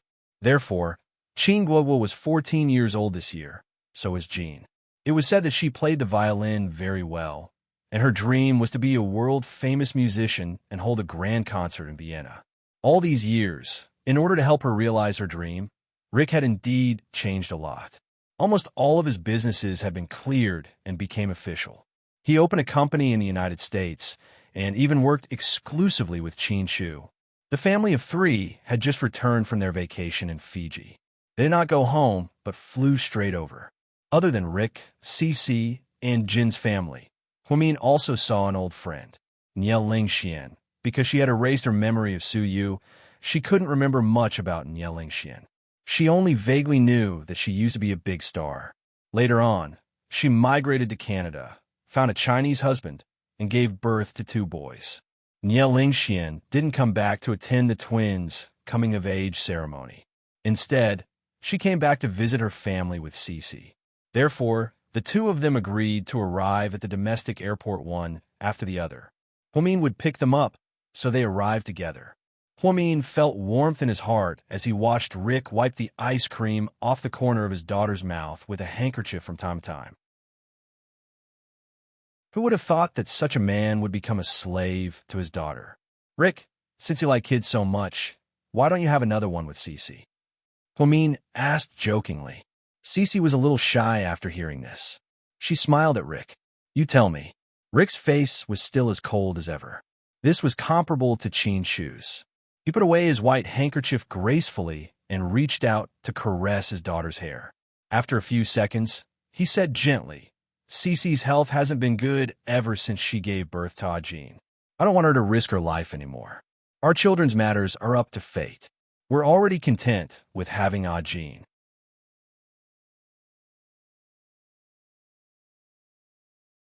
Chapter 48:24. Huomin wanted to cover his face in shame. "Okay, I didn't come all this way just to see you two being lovey-dovey. Jean, is the ice cream good?" "Yeah, it's good." Although Jean was already 14 years old, she was too protected by Rick, so she was very pure and innocent. She had become a girl who only knew fairy tales. South Hill Manor. Although the twins' coming-of-age ceremony was still a few days away, everyone arrived early. Even In-ai Yang, who had been living abroad for a long time and hadn't returned to China for many years, came back with his wife this time. It was obvious how much importance everyone attached to the Qin family's joyous occasion. It was the first time in many years that everyone had gathered together. Huamin and Qin Shu took a long time to prepare. They also had the help of Bella, Ji Xin, Tang Chuan, and Qin Ning. When they were eating, the long table was at least 16 meters long. On the lawn in front of South Hill Manor, an extremely beautiful greenhouse was temporarily built. Huamin personally looked over the design and hired a famous Italian designer. The flowers and plants inside were all personally selected by Huamin. The amount of work and money spent was immeasurable. After everyone sat down, Huamin realized that 16 meters was not very long. Then, the Qin family chef began to eat. Because he was afraid that the elders in the family would not be used to Western food, he did not prepare steak and foie gras. They were all famous 8 cuisines in the country. In front of each of them were 16 small plates, each of which contained a different delicacy. In the past few years, not many people had a second child. Wei Liao and Gao Ran originally planned to have a second child, but because they were too busy with work and did not have the energy, they gave up in the end. Tang Chuan and Qin Ning only had one child. It was a boy named Tang Tianjiao. He was 12 years old and was extremely naughty. He was the most mischievous one among the children. His personality was very similar to Tang Chuan's. Because of this, he had been beaten by his mother many times. Qin Shu's second uncle had already returned to China to enjoy his family's happiness. The headquarters in America was managed by a manager hired by Qin Shu. He would fly there once a month to handle official business. Shun Mingxi and Wang also had a daughter named Shindani. She was born less than 3 years ago and was only 2 years old. She was the youngest child in the family. Jixin and Bella only had one child. Her name was Jing Honey, which was given to her by Huamin. She said that she had suffered a lot in her life and hoped that her niece would have a sweet and happy life in the future. Jingmi Tang was already 8 years old. Like a big child, she was very sensible, but she was a little timid. She always followed her mother like a shadow. Today's atmosphere is really good. Brother-in-law, bring out all the good wine in your house. Don't be stingy. Tang Chuan was in high spirits and took the lead to kick up a fuss. In the next second, Qin Ning grabbed his ear tightly. What did you promise me yesterday? You have high blood sugar. Do you know that? Qin Ning glared at him fiercely. Honey, don't. There's so many people here. Give me some face. Give you face? Are you that kind of person? If I give you some face, I'm afraid you'll lose your sense of direction. We're in a good mood today. Let him drink. Wei Liao interceded for Tang Chuan, which was rare for him. Wei Liao, you don't know how much this guy can drink. He was drunk at a party of our Tang family and lost his composure. Hey honey, please don't say it. Seeing that Qin Ning was about to tell him something embarrassing, Tang Chuan immediately stopped her.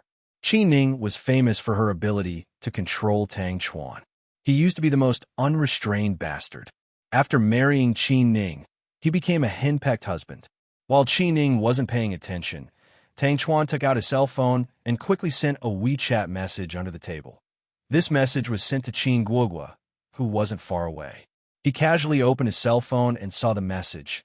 My dear nephew, please help your uncle. Chapter 48:25. If there was anyone Qin Ning would listen to, it used to be the twins, but now it was Qin Guogua. It wasn't because Qin Ning didn't like the twins and didn't want to give them face.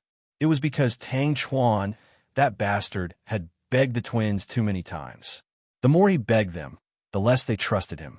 So he set his eyes on Qin Guogua, who had just returned to the country and didn't know anything. Of course, Qin Guogua didn't disappoint. He stood up and said, Auntie, let Uncle drink a little, just a little. With such a casual sentence, Qin Ning actually let him go. I'll let you go today for my nephew's sake. Don't drink too much, got it? Got it, wife. Tang Chuan smiled cheekily, but in the next second, he couldn't smile anymore.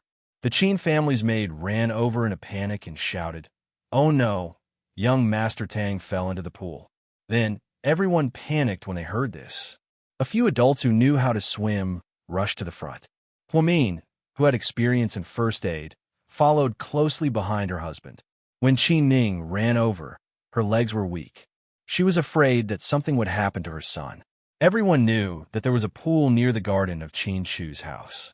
The deepest part of the pool was more than 2 meters deep. It was enough to drown an adult. There were some fish in the pool. In the summer, it was used as a viewing pool. In the winter, it was used as a mini skating rink for the twins. Everyone was busy eating. They just saw Tang Tianjiao wandering around the dining table.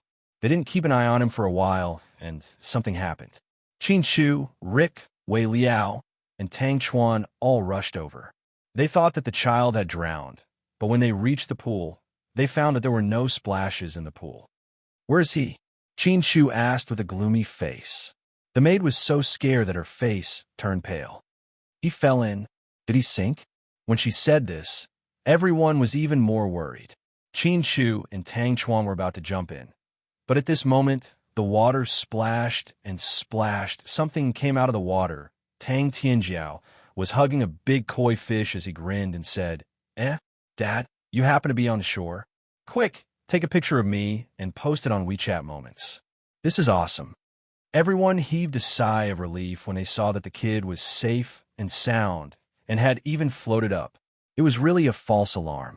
Tang Chuan also realized that his son knew how to swim. Although he was not very good at it, it was definitely not a problem for him to doggy paddle. "Don't take the photos for now. Come up first. Dad will give you a good kiss."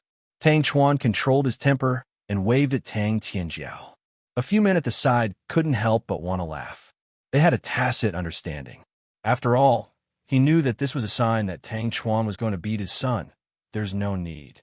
We're all family, so there's no need to be so polite. That brat was still smiling mischievously. "Young Master Tang, come up, let's talk." Tang Chuan continued to coax. "Master Tang, I don't think we have anything to talk about. You should go back and drink. It's rare for Mother to be so kind today." "Little brat, do you believe that I won't break your legs?" Tang Chuan was furious and couldn't take it anymore. If it weren't for Wei Liao stopping him, he probably would have jumped down and dragged that brat out. Not only was Tang Tianjiao mischievous, but he was also very smart. "Men, go get that little brat up and lock him in the warehouse," Qin Ning said.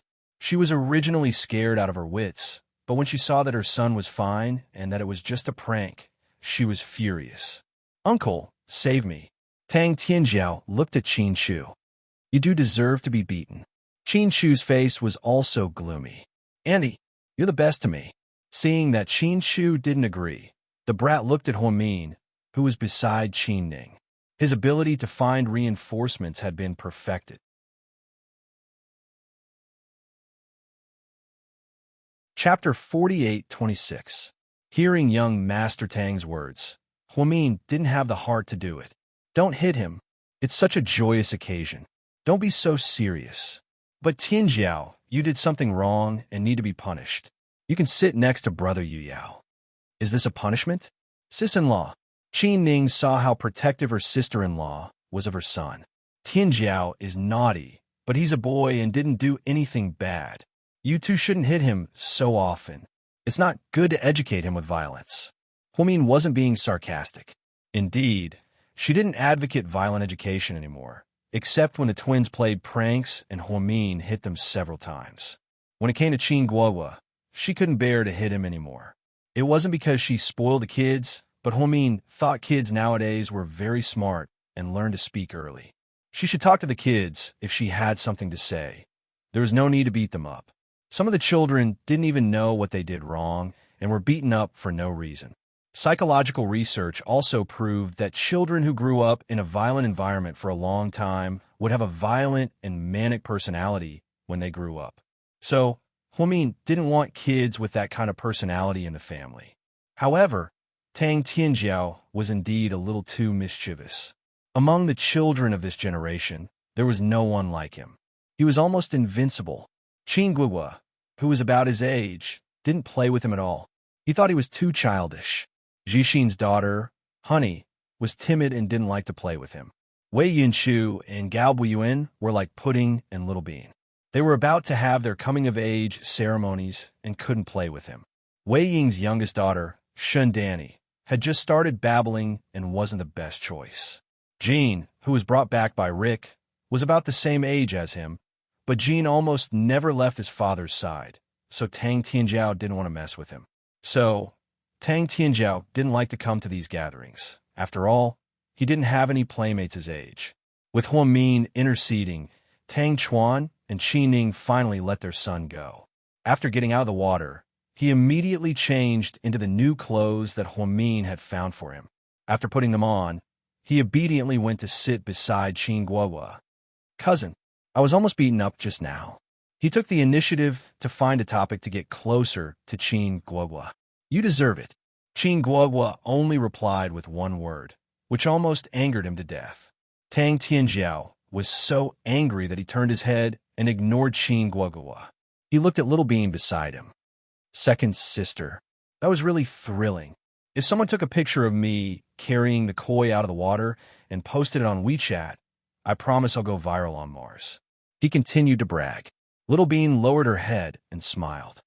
"I'm afraid that your parents will beat you up before you even reach Mars." "That's impossible. My dad is a bit fierce, but my mom is soft-hearted. She won't hit me too hard." Tang Tianjiao defended himself. "Hey, big sis. I recently saw a new phone with unlocked retina. It's so cool. It's only 28,000 yuan, but my mom won't buy it for me. Can you?"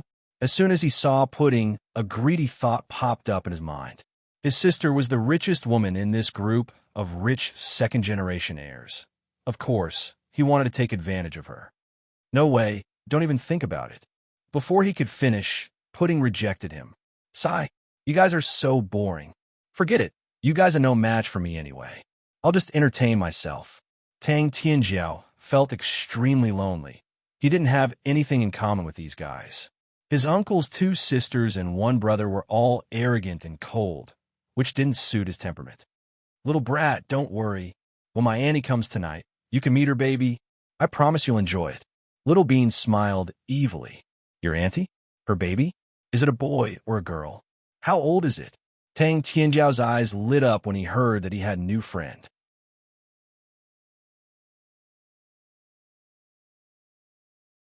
Chapter 48:27. It's a secret. Little Bean started to act mysterious, which piqued young Master Tang's curiosity even more. Everyone had a good meal. Huamin met her old friends who she had known for many years. It was as if she had become decades younger and returned to the past. After experiencing the hardships of time, she had become calmer and more indifferent. Her relationship with Qin Shu was also the same. Qin Shu's attitude toward Huamin was still the same as when they first got married. He was so careful to protect, take care of, and love her. Sometimes, Huamin thought that she had all the best things in the world. But why did she feel like there was something she couldn't let go of, no matter how hard she tried? She couldn't remember. After dinner, everyone took a walk in the garden. They chatted in 2s and 3s, and the children played games. The sun was setting. Qin Shu accompanied Rick, Tang Chuan, and Wei Liao to drink red wine and talk about business. Jiang Xiaowei, Qi Ning, Zhu Lingling, Bella, and Jia were having afternoon tea in the luxurious room, gossiping and talking about fashion. Huamin was originally with them, planning to go to the wine cellar to get a bottle of red wine and come back. However, she met Master Wu on the way. He was holding a prayer bead and meditating quietly in a corner. Everyone was used to him being like this. After all, he was a master in this field. When Huamin came back with the red wine, she happened to take a shortcut and passed by him. "Master Wu." She smiled gently. "Mian." Master Wu opened his eyes and looked at Huamin like an elder looking at a child. "It's cold here at night. I have a yoga room. You can meditate there. It'll be more comfortable. Then why would I still call myself an ascetic?" Master Wu smiled. Huamin also smiled. Then, she suddenly thought of something and asked, "Master Wu, I have something to ask you." "Okay, go ahead." Huamin walked over with the red wine and sat on the edge of the flower bed beside Master Wu. Then, she slowly recalled, "All these years, I've been very happy. I have a husband who loves me, a daughter, a son, a group of family and friends who love me. I have money and a career. I can go wherever I want and do whatever I want. Isn't that great? This is something that many people dream of. Master Wu said. Huomi nodded. Yes, I'm very content. It's just that I keep feeling like there's something that I haven't remembered, that I've forgotten. I keep feeling like there's a corner of my heart that's sometimes empty and sometimes sad.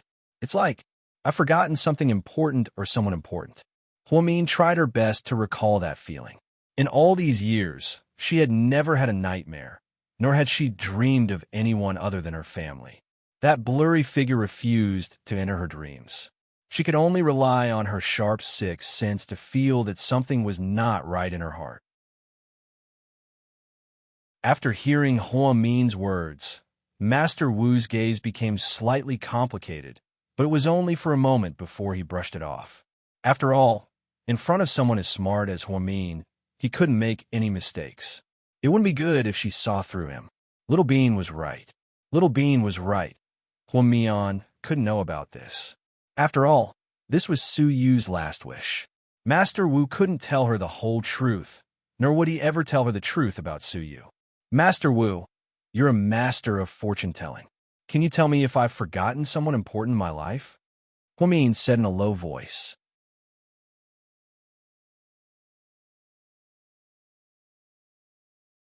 Chapter 48:28. Even Master Wu, who was as calm as a Buddha, was shocked when he heard these words. Everything about Su Yu surged up in her mind.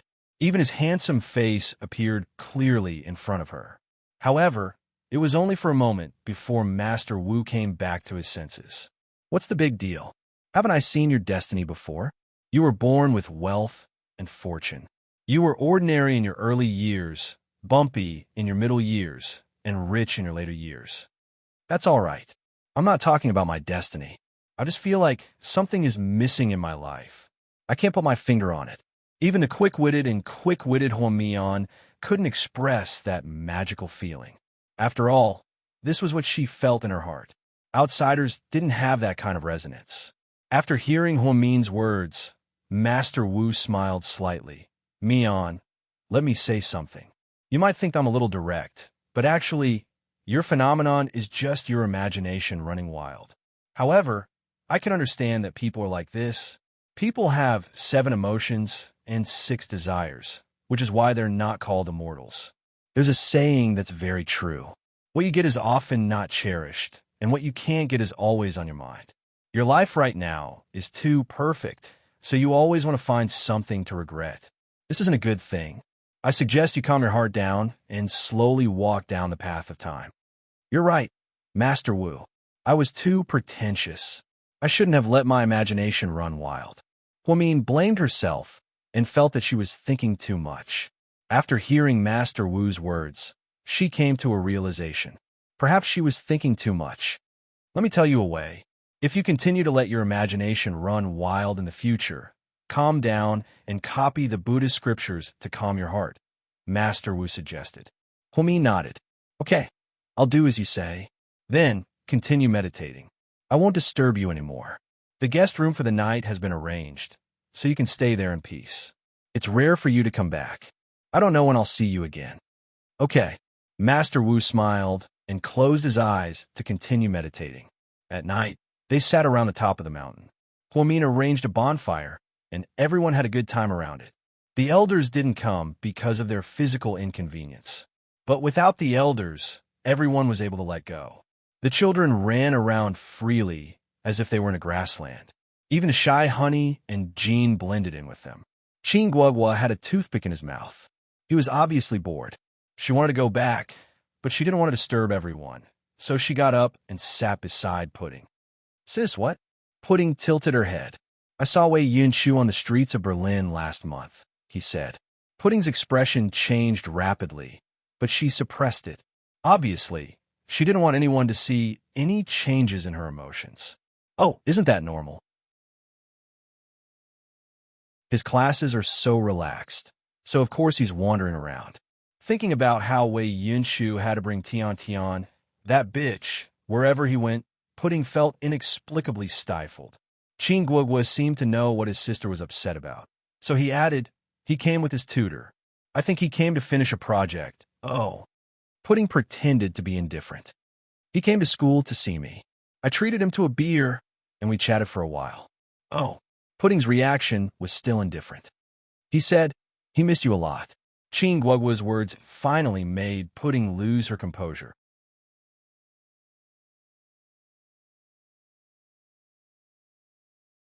Chapter 48:29. Why are you looking at me like that? I'm telling the truth. Chin Guoguo saw how scary his sister's eyes were and felt uneasy. Pudding was about to say something when her phone rang. She focused and picked it up. Hello. President Chin, come over quickly. Mukin and I are at Galaxy Bar, and we got into a fight. Mukin is injured, and we don't dare to call the police or the ambulance. We don't want to alert the media. What should we do now? It was Liao Mukin's agent. Hearing this, Pudding got up and left without a word. Hey sis, where are you going? Little Bean noticed Pudding getting up like the wind and asked quickly. I have something urgent to deal with at the company. You guys stay with everyone. I'll be back soon. Pudding drove there alone in a white Lamborghini. She sped all the way to Galaxy Bar. Inside the private room on the top floor, Pudding pushed the door open and saw that only Liao Mukin and his agent were left inside. The room was full of glass shards. Liao Mukin covered his head with a white handkerchief. He was probably injured. There were also red bloodstains on his arm. President Chin, you're finally here. What happened? Pudding was shocked. After all, this was the first time she saw Liao Mukin injured. In the past, although this kid was arrogant and domineering, he was the one who bullied others. How'd he get beaten up like this today? I'm fine. I just got into a fight. Liao Mukin lowered his head and covered the wound on his head. Fight? Are you a kid? How old are you? Pudding was furious. It was rare for celebrities under a company to fight, especially a top celebrity like Liao Mukin. After all, his every move was watched by the whole nation. If the media caught him, his image and persona would be ruined. Then, this celebrity's future would be ruined. It would be completely ruined. Therefore, Pudding felt that an 18-year-old girl like her wouldn't do such a thing. Liao Mukin was already 23 years old and was an adult. How could he be so immature? Liao Mukin stuck out his tongue in front of Pudding's question, but didn't answer. President Chin, let's go to the hospital first. I think Mukin's injury is quite serious. The agent was scared out of his wits and didn't explain the situation to Pudding in detail. He only thought about the injury. I'll drive him to get his wounds bandaged. You take care of the bar. Keep this a secret. Don't let anyone else know about this. Okay, CEO Chin. After the agent received the order, he began to deal with the aftermath. Pudding grabbed Liao Mukin's clothes and dragged him into the Lamborghini. Ouch! Be gentle, be gentle. I'm an injured person. Faced with Pudding's rudeness, the boy cried out in protest. Why didn't you think about the pain when you were fighting? You deserved it. It was Liao Mukin's first time sitting in the boss's car. He had to admit that the car was very cool. It was not a matter of how much it cost. After the car was brought back, it had undergone excellent modifications and had become the best of the best. Boss, is this car for sale? I won't buy it. Shut up. Pudding glared at him and drove to Southside without another word. Since her mother was the director of Southside, Pudding had the green light all the way to Southside. He took Liao Mukin directly to the VIP ward and found a reliable doctor to help treat the wound and examine it. By the time they were done, it was already 12:30 p.m. President Chin, this gentleman's injury isn't very serious. He just needs to pay attention to the wound and change the dressing. He doesn't need to be hospitalized. Okay, thank you, Dr. Liang. After sending the doctor away, Pudding walked to the bed. You're a superstar. You drank and got into a fight? Are you out of your mind?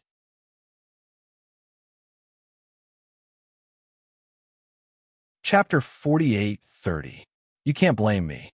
After all, I'm young and reckless. Shut up. Pudding was also very angry at his cynical attitude. Liao Mukin licked his lips and looked at the 18-year-old girl with a strong aura. She was one of the most talked-about presidents in China. First of all, she was only 18 years old and managed GK Entertainment on her own. Second of all, her venture capital company made a lot of money every day, and the media used to describe Pudding as such. Her family wouldn't be able to spend all of their money in their next life. Therefore, whoever married Pudding in the future would be marrying a gold mine. The most eye-catching thing wasn't her wealth, but her looks, which inherited her father's perfect genes. Pudding and Little Bean looked exactly the same, but because Little Bean was chubbier, she didn't have the same strong aura and charm. Little Bean, on the other hand, had the sweet temperament of a girl next door, so Pudding became a cold and arrogant existence. "Boss, I heard your nickname is Pudding?" Liao Mukin suddenly asked. Pudding's eyes turned colder. However, this guy didn't seem to have enough fun and didn't plan to stop. Instead, he continued to ask, "Then from now on, I'll call you boss in the company. In private, can I call you Pudding?" Pudding grabbed the pillow on the hospital bed and threw it at him. "Wow, you're so violent. As the boss, shouldn't you love your employees the most? Especially an employee like me, who makes money for the company. You're so narcissistic. Don't think that just because you're popular and have a lot of fans. You have a 5-year contract with our company. Believe it or not, I can immediately freeze you and cut off your acting career. A businessman wouldn't do that. That would make you lose a lot of money." Liao Mukin chuckled. "Money? Do you think my family is short of money?" Pudding raised her eyebrows. Liao Mukin smiled and said, "Of course I know your family runs a mine and has money. So, boss, I heard that you don't have a boyfriend. How about I marry into your family? I promise to be an obedient boyfriend, filial to my in-laws, and love my sister-in-law and brother-in-law. Come on." Seeing his playful look, Pudding was too lazy to continue talking nonsense with him. She looked down at her watch and saw that it was getting late. "You can stay at the hospital tonight. I'll have someone pick you up tomorrow. There's a new movie premiere tomorrow afternoon. Remember to go." "You're leaving?" Liao Mukin. Seeing her leave, he was reluctant to leave. "Do you have something else?" Pudding looked at him. "I'm so lonely in the hospital.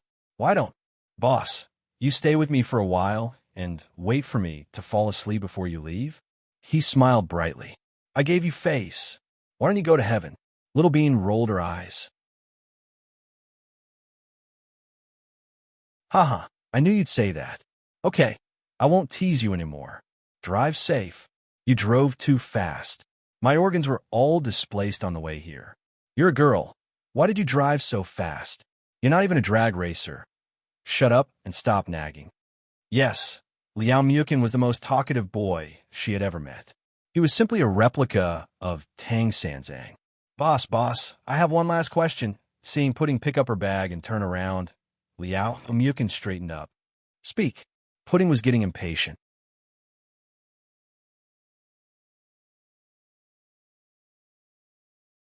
Chapter 48:31. "Can I attend your coming-of-age ceremony?" he asked, enunciating each word. Pudding was about to refuse. After all, her coming-of-age ceremony was a small one, and the guests were all high-class VIPs. She didn't plan to invite outsiders, nor did she invite the company's employees. "Don't misunderstand. I just want to meet my senior in Aiyang. I heard that he's back in the country, and the media is hyping it up. He was so popular back then and sang so well. He must have a lot of tricks up his sleeves. I want to talk to him and fulfill my wish. After all these years, I've only liked one idol. Unfortunately, he's been abroad for many years and hasn't come back." Pudding had long heard that Liao Mukin liked N.I. Yang. When N.I. Yang became popular, the twins weren't even born yet.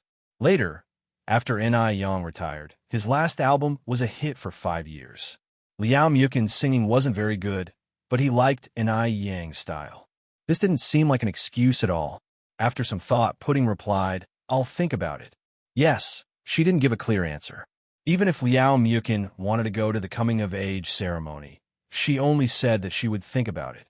Pudding did have more than a dozen invitations in her hands.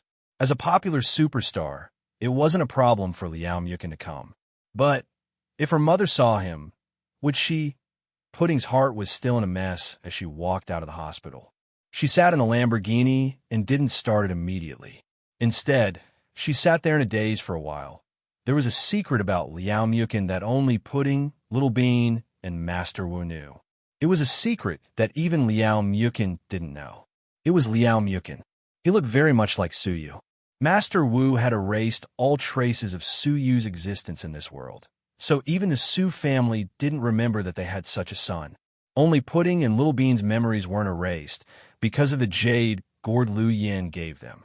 So many years later, when Pudding saw a newcomer in the entertainment industry named Liao Mukin, she was dumbfounded. His looks were very similar to Su Yu's, but his personality and aura were completely different. Everyone thought that Pudding signed with Liao Mukin because he was a money tree and could make money. Only Little Bean knew that her sister did this because she looked like handsome Su.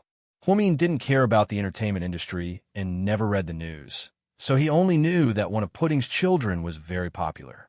But he had never seen it before. Pudding once wondered if her mother would remember something if she saw Liao Mukin's face one day. Pudding was very contradictory. She was afraid that her mother would remember, but she was also afraid that her mother would forget. She knew it was best for her parents to forget handsome Su. However, if they forgot about handsome Su, it meant that they would forget about everything he had done for their mother, father, and Little Bean. Little Bean had warned her sister many times not to let her mother see Liao Mukin to avoid a series of unpleasant things. However, the moment Liao Mukin expressed his desire to come, Pudding hesitated. 15 minutes later, Pudding's car left South Side. Liao Mukin stood in front of the window on the 5th floor and watched the car drive away. He muttered to himself, "What a strange little girl. She always seems to have a lot on her mind." When Pudding returned to South Hill Manor, it was already 11 o'clock. The guests were resting, and the guests were going home. The two elders of the Su family and the Qin family had also gone to bed early.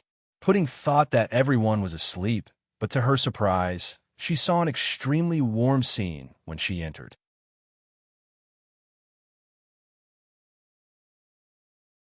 Chapter 48-32. Huomin was wearing a white cotton nightgown and was lying on Qin Shu's lap with a face mask. Qin Shu was drinking tea and watching the news on the finance channel. Little Bean was playing a popular game with Qin Guoguo on her phone. Pudding knew they were waiting for her. "Hey, my sister is back." Little Bean put down her phone. Huomin got up from Qin Shu's lap. "You're back so late. How's work?" "It's done," Pudding said. "Come, sit down. It's rare for our family to be together. There were too many people during the day, so I didn't have time to talk to you guys." Huomin smiled gently. She waved at Pudding. Pudding couldn't resist her mother's smile. She took off her high heels and walked to the sofa with her bag. She found an empty seat and sat down. "Wow, our family of 5 is reunited. No, we must take a picture." Little Bean picked up her phone, opened the camera, and looked at the lighting. When she thought it was about time, she found the best angle with the camera and took a series of photos. This time, they didn't pose for the photo and didn't gather together. It was very casual. However, the effect was surprisingly good. After all, they were a family of good-looking people. Other than Huomin, who wasn't as good-looking, the others were all celebrities. After the photo shoot, Little Bean excitedly posted it on her WeChat friend circle. She had a lot of fun. Pudding, on the other hand, was a little tired after running around all day. She leaned on the sofa and didn't want to talk or move. "Sis, eat an orange. It's very sweet." Qin Guoguo handed the orange that he had peeled for a long time to Pudding. "You've become a lot more mature after 2 years abroad." Pudding looked at her brother with a doting expression. "Nonsense. I've always been a good boy, okay?" Qin Guoguo wasn't convinced.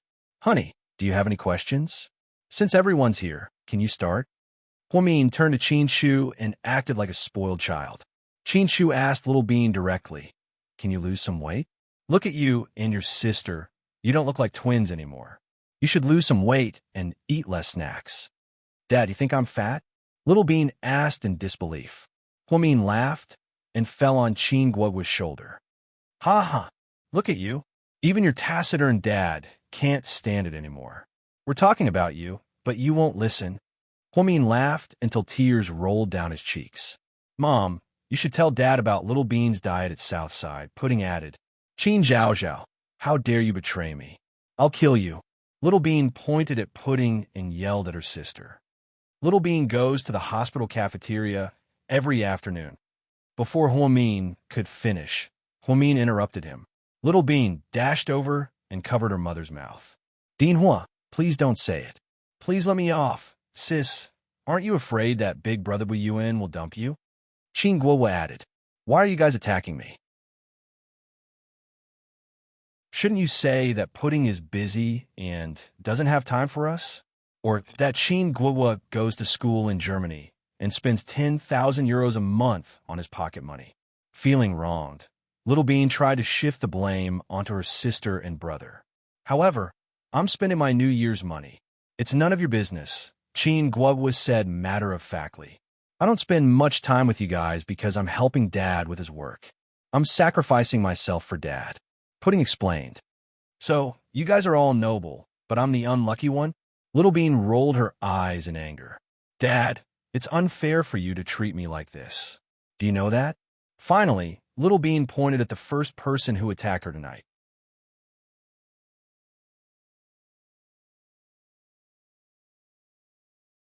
Chapter 48:33. Qin Chu still looked at Little Bean tenderly. "Dad is doing this for your own good. Dad is biased. He likes big sister and little brother, but he doesn't like me." Little Bean rolled her eyes and began to nitpick. Huamin couldn't stand it anymore and spoke up for Qin Chu. "Little Bean, don't you feel guilty for framing your dad like this? Your big sister works from dawn to dusk, and your little brother goes to school and comes back only once in a while. You're the one who spends most of your time here. Think about it. What do you want? Don't you ask your dad to buy it for you? Then you save your own salary, New Year's money, and pocket money. What's worse, I heard that you wanted to give Buyin a limited edition hover bike for his birthday last year, and it was your dad who paid for it. Mom, why are you talking about this? Aren't I your biological daughter? If you don't give it to me, who do you give it to?" Little Bean felt guilty when her mother started to dig up old scores. Everyone burst into laughter. Little Bean was the joker of the family, the joker.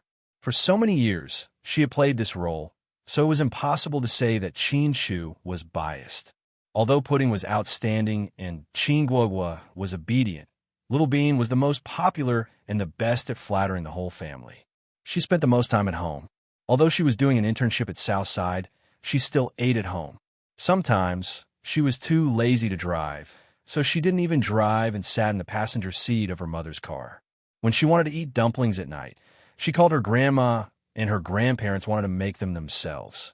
During the holidays, Pudding was busy going on business trips, Qin Guo was busy with his work-study program, and Little Bean swindled some money from her dad so she could go to the Maldives with her friends to enjoy the sun. So, the little girl was asking for trouble when she said that her dad was biased. Do you guys want coffee? I recently learned a new way to make it, and it tastes really good. Do you want to try it?" Little Bean tried to please everyone. "Sis, you change your mind so fast." Qin Guo rubbed his temples. "I'm being nice. If you don't want it, then forget it. You let us drink coffee in the middle of the night. You really love us. You won't let us sleep." Pudding lowered her head and held her phone. She was checking the news to see if there was any news about Liao Mukin's fight. Everyone's waiting for Auntie and the others, so they won't go to bed too early, Little Bean said confidently. Huamin chuckled. "Go on, 1 cup each, but don't try to extort money from us." "Don't worry, I have enough pocket money recently. Besides, I won't blackmail you. After all, my Annie, that godly tycoon, will be here tonight. The pocket money you give is not even enough to fill the gaps between my Annie's teeth. Okay?" Little Bean loved Lu Yin as much as Pudding did. Ever since they were little, Lu Yin had spoiled them and gave them a lot of money. In the past few years, Lu Yin had given the twins hundreds of millions of gifts on their birthdays. There were all kinds of diamonds, watches, and bracelets. Huamin kept telling her not to waste money like this. His heart couldn't take it anymore. Qin Guo also liked Lu Yin, but because he was a boy, he was introverted and didn't know how to express his feelings, so he didn't say it out loud. Little Bean used the excuse of making coffee for everyone and ran away so that they wouldn't continue to attack her. Qin Chu, on the other hand, discussed the German economy with his son. Huamin glanced at Pudding and said in a low voice, "Come with me."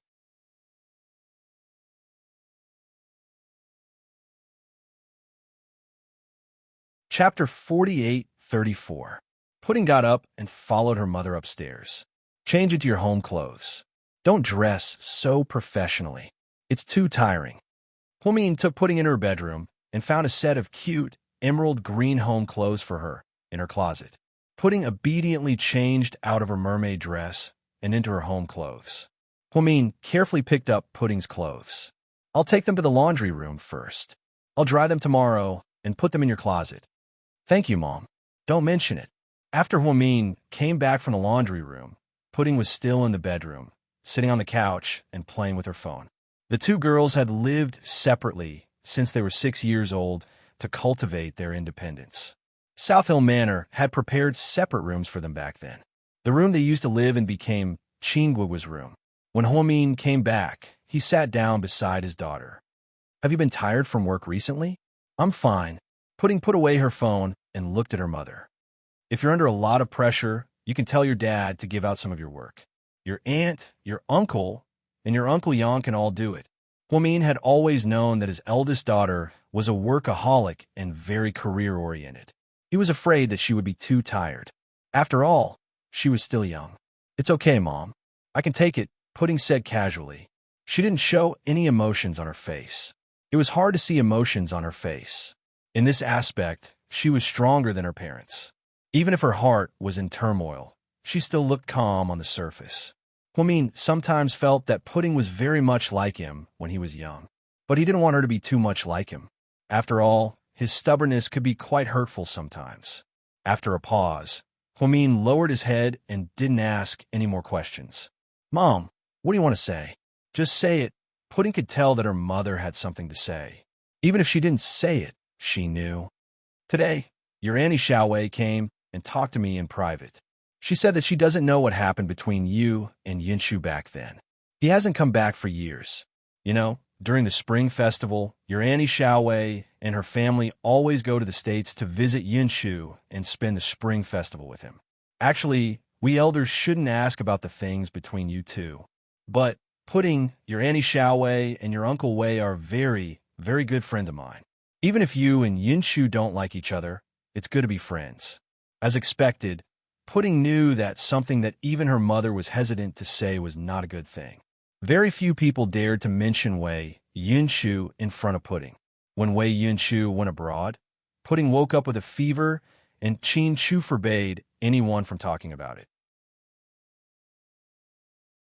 Now that a few years had passed, everything seemed so peaceful. Today, Xiaowei came with red eyes and said that she hoped that Pudding and Yinshu could resolve the misunderstanding. Even if they didn't like each other and didn't want to be lovers, they could still be friends. Wei Yinshu was sure that there was a barrier in his heart. Otherwise, he wouldn't have stayed away for so many years. Wei Yuan occasionally contacted Wei Yinshu and called him. Pudding vaguely heard from Little Bean that Wei Yinshu had changed a lot. He didn't like to talk and express himself more than before. Pudding was sad to hear it, but she didn't know what to do. Now that her mother brought it up again, she naturally had mixed feelings. Mom, Wei Yinshu and I, it's not what you think. We didn't become enemies. Maybe we're just not suitable for each other. If he comes back now, I'll treat him like a normal friend. Don't worry, I won't disrespect Auntie Xiaowei. Are you and Yinshu together because of Tiantian? Huamin couldn't help but ask.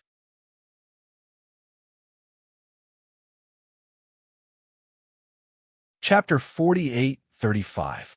Other people didn't know Tiantian's true colors, but Huamin did. He had experienced it when he was little. Tiantian pretended to let go of her past. However, Huamin knew that Huayanyan had left a deep impression on her. She wouldn't act as if nothing had happened. Only Wei Ying and her husband would believe her. Almost all the elders knew that Tiantian liked Wei Yunshu because she was too obvious about it. Although Tiantian called Wei Ying mom, she wasn't Wei Ying's daughter, so she wasn't related to Wei Yinshu. It wasn't impossible for them to be together. However, Huamin had seen that Yinshu didn't like Tiantian very much. He even disliked her. However, he didn't know what happened a few years ago that made Tiantian take advantage of the loophole and go abroad with Wei Yunshu to study abroad. In the past few years, Wei Yunshu and Tiantian didn't come back to China and didn't keep in touch with these people. Therefore, he didn't know how they were doing. Today, when Xiaowei chatted with Huamin, she made it clear that she wouldn't let Yunshu and Tiantian be together. No matter who Yinshu married, he wouldn't marry Tian Tian, so he asked Huamin to explain it to Pudding. Huamin knew that his daughter had a lot on her mind and didn't dare to say too much. Mom, it's not like that. Tian Tian didn't play a big role in this.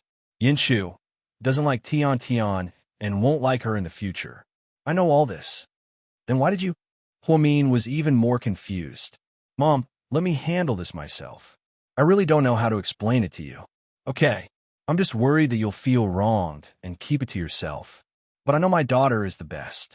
You'll take care of yourself. Pudding nodded slightly. At this moment, Little Bean's squeal came from downstairs. Oh my God! Auntie's private jet landed at the airport at the top of the mountain. So cool. Then, Little Bean dashed out like a gust of wind.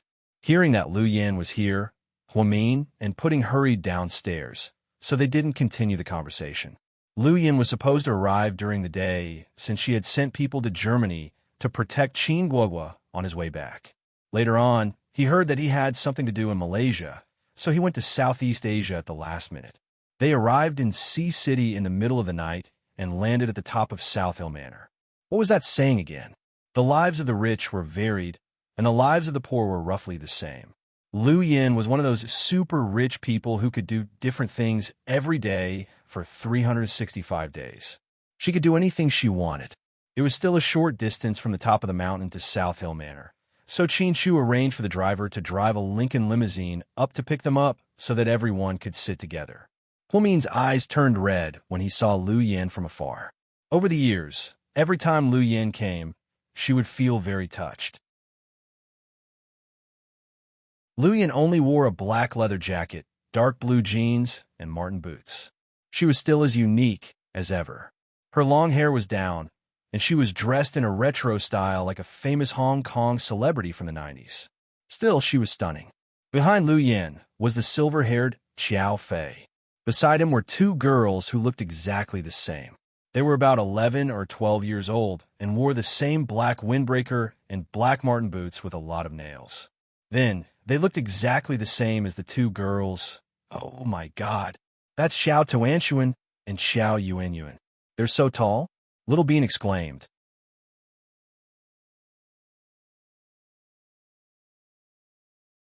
Chapter 48:36. When Lu Yan and her family arrived at South Hill Manor, it was already 11:30 p.m. Other than Lu Yan and her family, they also brought a few bodyguards with them.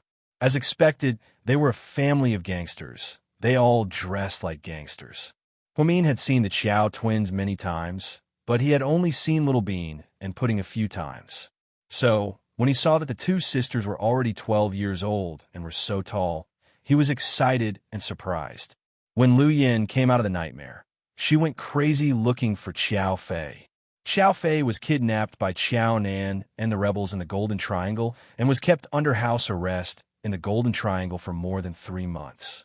Later, Xiao Fei escaped by himself, and Lu Yan regained him. Scared out of her wits, she married Xiao Fei immediately. But because she was still young, she didn't have children immediately. After 2 years of marriage, she got drunk at her wedding anniversary and got pregnant unexpectedly. After Professor Lu and Huamin persuaded her, Lu Yan decided to be a mother and have children. No one expected that she would be able to give birth to 2 daughters at once, just like her sister. Xiao Fei was overjoyed. He immediately turned into a slave to his daughters and was no longer as cold as before. Her sister's 2 daughters were named Qin Zhao Zhao and Qin Mu Mu, which meant that they would accompany each other day and night. Against everyone's objections, Lu Yan named her 2 daughters Xiao Tuanshuan and Xiao Yuanyuan, which meant reunion. Lu Yan's arrival excited Huamin and his family. Xiao Fei and Qin Chu were good friends. When they came back, they went to the study to drink tea and chat. Lu Yan gave Huamin a bear hug and almost pressed her sister to the ground. The sisters were very affectionate when they met. Huamin prepared supper, cakes, and fruits for his 2 nieces. Pudding and Little Bean also ate with them. The dining room downstairs was also very lively. Has Dad contacted you recently? Huamin asked Lu Yan. No, I don't know where the old man is. But don't worry, he'll definitely come on Pudding and Little Bean's coming-of-age ceremony. Lu Yan knew her dad well, and knew he wouldn't miss such a big event. Qin Guogu stood behind Huamin, tall and handsome.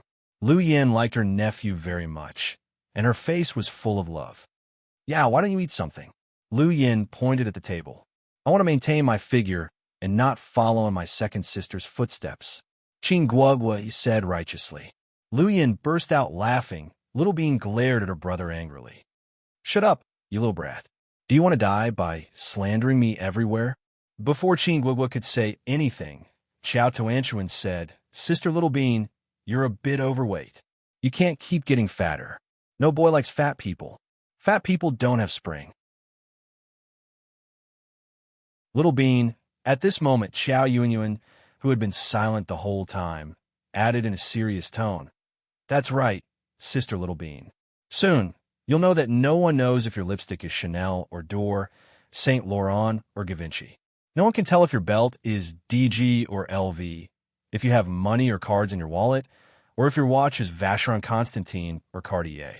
However, your face is big and small, your legs are thick and thin, and your butt is round or flat. Everyone can see it clearly from 3 meters away. Little Bean, me. Xiao Yunyuan's words pushed the atmosphere to the climax. Even Pudding, who was always cold and arrogant, burst out laughing. Little Bean was the only one left in the room. "Don't be like this. You two bully me as soon as you come. It's not fair." Little Bean felt wronged.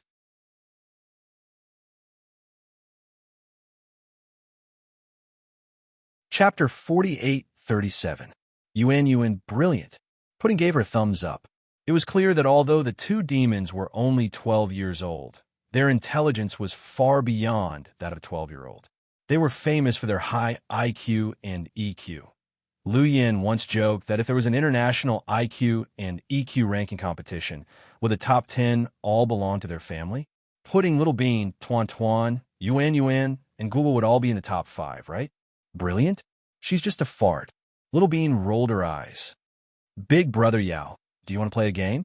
The oldest, Xiao Tuanchuan, liked to be active, while the second, Xiao Yuan, liked to be quiet and didn't talk much. "What game?" Qin Guogu had a feeling it wasn't a good thing. "Close combat. Do you want to play?" "The loser has to give 100,000 yuan of pocket money to the winner," Xiao Tuanchuan said. "Wow, that's a big bet. This is going to be fun." Little Bean instantly forgot about the unpleasantness just now and was eager to watch the show. Huamian and Lu Yan looked at each other and smiled.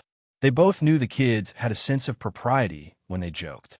Even if it was close combat, it was just a friendly competition. There wouldn't be any problems. "It sounds like you'll definitely win." Qin Guogu leaned against the pillar with a toothpick in his mouth. His expression was calm, just like Huamian's. "Yes, I'm confident." Xiao Tuanchuan raised his chin. "Big brother, you have to be careful. Xiao Tuanchuan's skills have improved by leaps and bounds. I've already lost 800,000 yuan. Xiao Yuan reminded him kindly. 800,000 yuan? You've lost 8 times. You've never won? Little Bean looked at Xiao Yuan. No, but we tied once when my sneak attack succeeded, Xiao Yuan said. Ugh, that's not optimistic. Little brother, you have to think carefully, huh? If you lose 100,000 yuan, you might as well buy me a Black Swan limited edition black diamond cake to eat. I can still accept your kindness.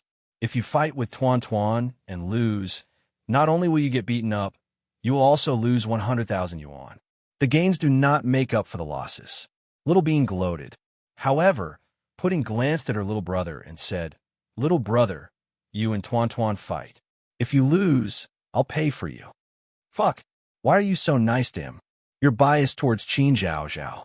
Little Bean reached out to scold Pudding. Because I know my little brother won't lose.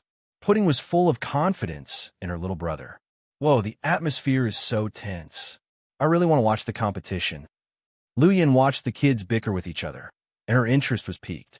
Xiao Tuanchuan's moves were a combination of Xiao Fei's and Lu Yan's moves. Xiao Yuan didn't like to learn combat. If it wasn't for her mother saying that she had to protect herself and was afraid of being kidnapped, she really didn't want to learn at all. Thank you for your help, big sister. But I also feel that I might not necessarily lose. Qin Guo was stretched lazily. Logically speaking, he hated sparring with others the most. In Germany, there were a few black people who kept provoking him in school, but he didn't do anything because he hated trouble the most. The real reason why he agreed to spar with Xiao Tuanchuan wasn't because of the 100,000 yuan bet. It was because he knew that Xiao Tuanchuan was very strong and had powerful moves, so he really wanted to spar with him to test the waters. He was interested in sparring with the strong. As a result, just like that, in the middle of the night, a group of people walked out and arrived at the lawn in front of them. Qin Shu and Xiao Fei heard the news in the study on the second floor and walked to the floor-to-ceiling window to watch the battle. Xiao Tuanchuan took off his windbreaker and threw it to the side. Every move was clean and neat.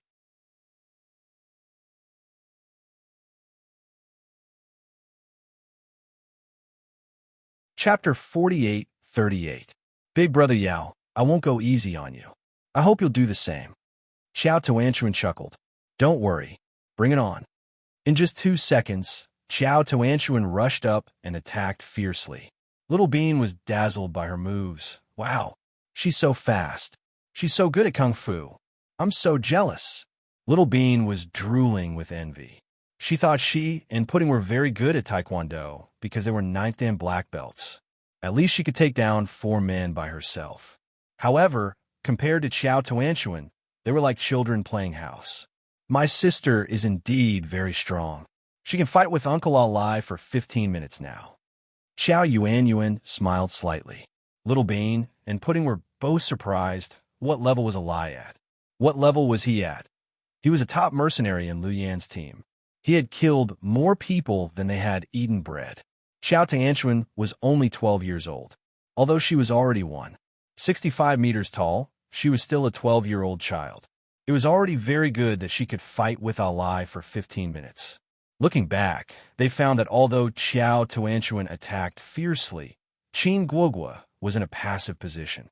However, if one observed carefully, they would find that although the attacks were fierce, they also consumed a lot of energy. Although Qin Guogua was in a passive position, he dealt with it easily and didn't even pant. Qin Shu and Xiao Fei saw it clearly from the second floor. Tuanchuan is too impatient. She's not as calm as Yao, Xiao Fei said. Tuanchuan didn't use her ultimate move. It's hard to say who will win. Qin Shu thought they couldn't underestimate Xiao Tuanchuan. After all, she was the child of Xiao Fei and Lu Yan. The child of a tiger couldn't be a cat, right? Sure enough, seeing that her fierce attacks didn't work and Qin Guogua was dealing with it easily, Xiao Tuanchuan immediately changed her tactics. She changed her attack style and forced Qin Guogua to take the initiative. 5 minutes later, they were still evenly matched, but Qin Guogua wasn't as relaxed as before. Xiao Tuanchuan, on the other hand, was still full of energy and kept attacking. Her fast attack style made people highly vigilant, because as long as they let their guard down, they would lose everything. Little Bean was very excited and kept talking to Xiao Yuanyuan. I don't want to tell you guys that you came at the right time. Tomorrow, I'll introduce you guys to a friend. My auntie's son is Tang Tianjiao. He's very naughty. You guys can play with him. I'm sure you'll win him over. Xiao Yuanyuan didn't say anything after hearing that. She just smiled mysteriously. After Lu Yin gave birth to the baby, she had stopped taking orders. She had been taking in business for the past few years. Even so, the combined wealth of Lu Yin and Xiao Fei was more than enough to last them 3 lifetimes. After Lu Yin retired, she disappeared from the world and lived in seclusion with her subordinates on an island in Xanadu. Occasionally, she would come back to visit Huamin. As for the 2 children of the Qiao family, they did not go to school in Europe because of their special identities. Instead, they went back to Russia and received the education of the best military school. The old master of the Qiao family treasured the 2 children. After Xiao Fei escaped, Lu Yin issued a death warrant and killed Xiao Nan. Her relationship with the Qiao family deteriorated. So, Xiao Fei lived with Lu Yan on the island until his children went to school. His father was old and considered handing over the position of the head of the Qiao family. They enjoyed the happiness of family. So, few people knew about the identity of the twins, and even fewer people had seen them in person. Xiao Tuanchuan was arrogant and flamboyant, while Xiao Yuanyuan was low-key and unpredictable. They were almost a miniature version of Lu Yin and Xiao Fei. It's over. I think Yao is going to lose. Huamin was scared out of his wits.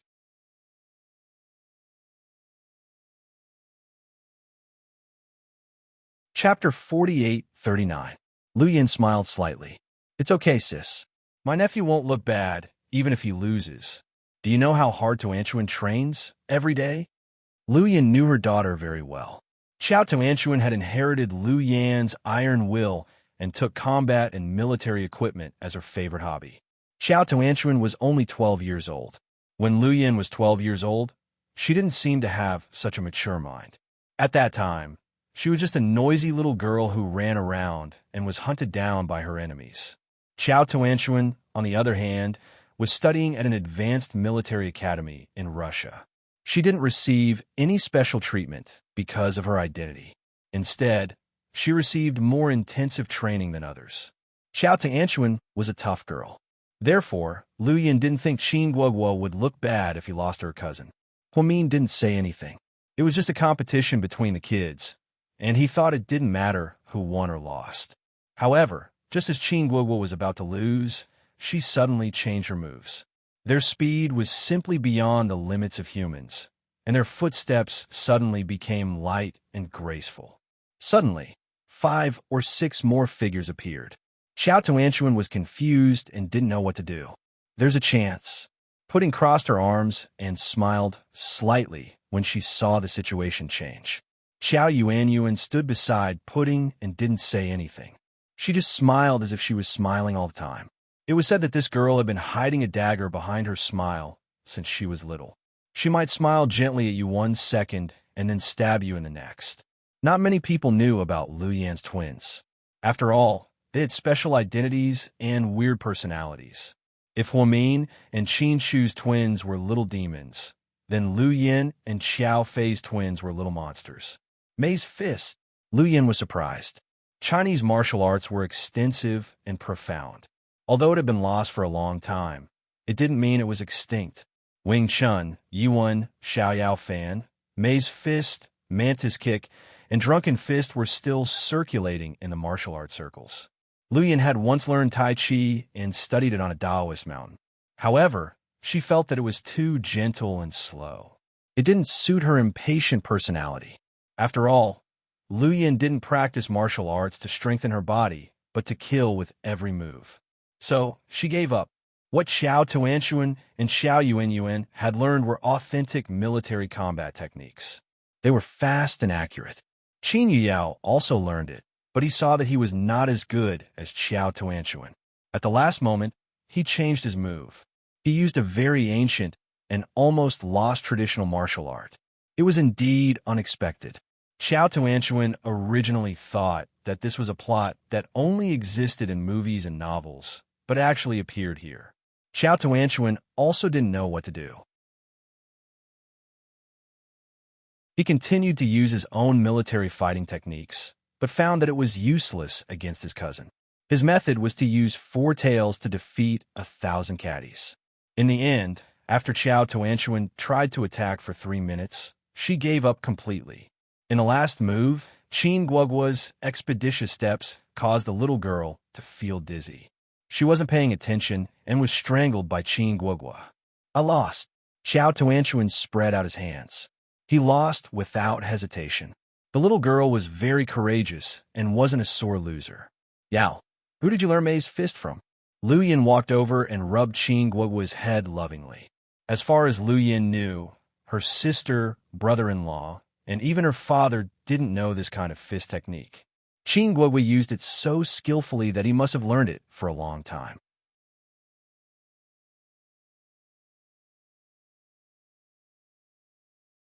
Chapter 48-40. Qin Yuyao lowered his head shyly. 5th Grandpa taught me. Master Wu? Lu Yin was stunned, and so was Huamin. Qin Guoguo explained, 5th Grandpa said that he would teach me a set of boxing techniques to strengthen my body. I didn't think much of it. I thought it was something like the 5 animal frolics. After learning it, I realized that this boxing technique was actually very powerful, but I've never shown it before. If Tuanchuan's attack wasn't so powerful today, and I couldn't handle it, I might not have used it. Qingguo's words had acknowledged his cousin's valiance and strength. This made Xiao Tuanchuan very happy, and her impression of her cousin improved. Master Wu is really an expert. It seems like I'll have to learn from him later. Hearing that Master Wu still had so many tricks up his sleeve, Lu Yin immediately had an idea. Huan Mian hurriedly stopped him. Stop it. You're already retired. Why are you still learning those things? With your current strength, no one is a match for you. Stop being so smug and enjoy life. Don't do things like playing with knives and guns. I know, sis, Lu Yin said coquettishly. The person she liked the most in the world was probably her sister.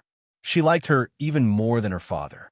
Huan Min was mature and acted like an older sister. Whether it was his biological sister, Lu Yin, or his biological brother, Jixin, who was not related by blood, it was the same. Until now, Huan Min hadn't told Jixin and Yang Meiyerong the truth. She felt that it was a white lie. After all, it didn't matter if they were related by blood or not, because she already treated them as her real family.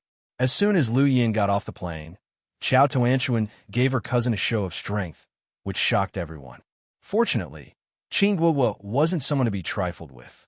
He was able to withstand it and counterattacked beautifully. 12:30 p.m. In the winery of South Hill Manor, Lu Yan's family and Huan Min's family had a small gathering in the spacious basement of the winery. In order not to disturb everyone who was sleeping soundly, the two families drank red wine and chatted. Qin Shu rarely cooked and prepared a sumptuous meal of steak and pasta for everyone. The red wine in the winery was even more casually drunk. Xiao Tuanchuan and Xiao Yuanyuan also very impolitely picked 2 bottles. The price was not cheap. Pudding seemed to have something on her mind the whole night and didn't really let go. Even when she talked and laughed, there was a hint of something on her mind. While everyone was eating happily, Xiao Tuanchuan walked over and put his arm around Pudding's shoulder. Sister Pudding, do you have something on your mind? What do you think? Pudding knew that this girl was very smart and wasn't as easy to fool as Little Bean. If I ask this, I must have noticed something. Tell me why. Wei Yanchu, Liao Mukin? Xiao Tuanchuan's words were heavy. Pudding licked her lips. You're well informed.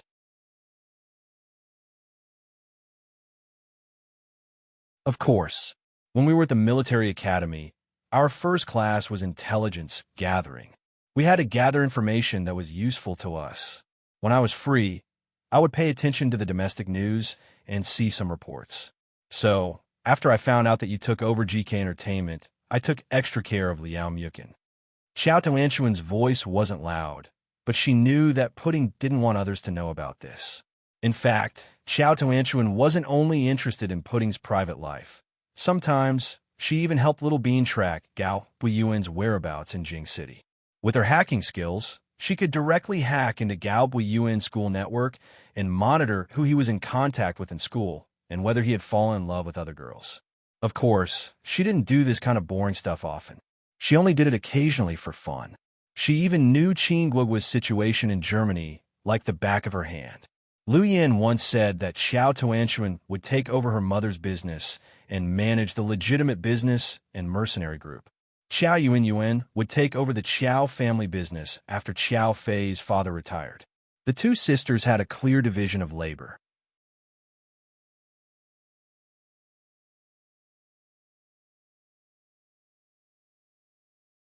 Chapter 48-41. After hearing her words, Pudding pinched Xiao Tuanchuan's little face. Okay. I know I can't hide anything from you. Agent, why do I feel like you're more and more like Black Widow from the Avengers? No. That name is so unlucky. I don't want to be Black Widow. I'll have countless handsome men in the future. You're so young, but you have big dreams. Pudding laughed. Don't change the topic. You haven't answered me yet. I actually have another question. Pudding, you're not obsessed with looks. You shouldn't like a high-profile guy like Liao Mukin. So, can you tell me why you've been taking care of him for the past 2 years? Xiao Tuanchuan played with the lighter in her hand and asked Pudding in a low voice. She had been curious about this for a long time and had done a lot of research on Liao Mukin, but she couldn't find anything. However, this didn't seem like Pudding's style. After a while, Pudding sighed slightly. He's like an old friend of mine. An old friend? Don't tell me he's your idol in kindergarten. No. Then where's your old friend? You could go find a real one. Why are you looking for a fake? Xiao Tianchuan didn't know much about relationships because she had never liked a boy, so she didn't know what it was like. She couldn't figure it out with theory. My old friend is gone. Pudding was very sad. Hearing her words, Xiao Tianchuan immediately understood her cousin. She patted her cousin's shoulder and comforted her. Let bygones be bygones. Life is just a long-distance train. Sooner or later, we'll get off, and you'll finally see your old friend at the terminal. Pudding nodded. What about Wei Yinshu?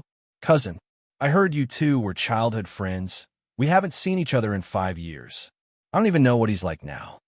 Pudding smiled sadly. Pudding's personality was very similar to Qin Chu's in many ways.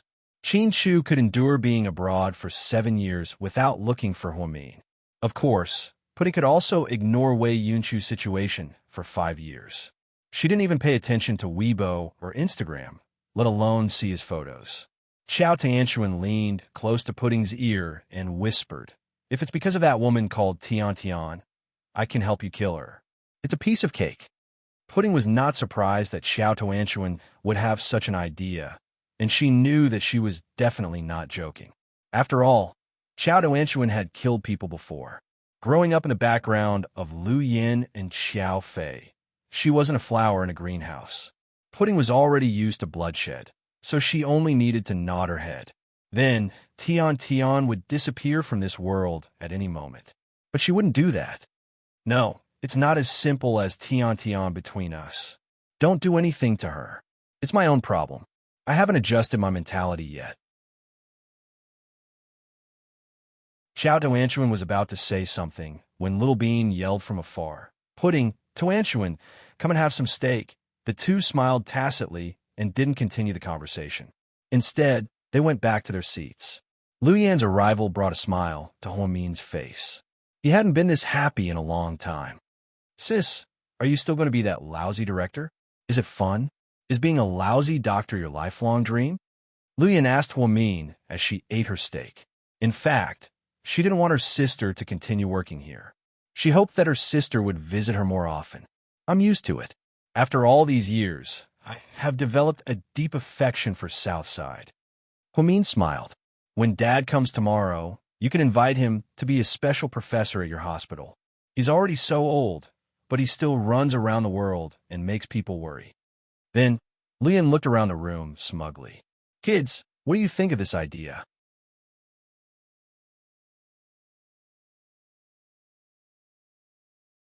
Chapter 48-42. Little Bean nodded first.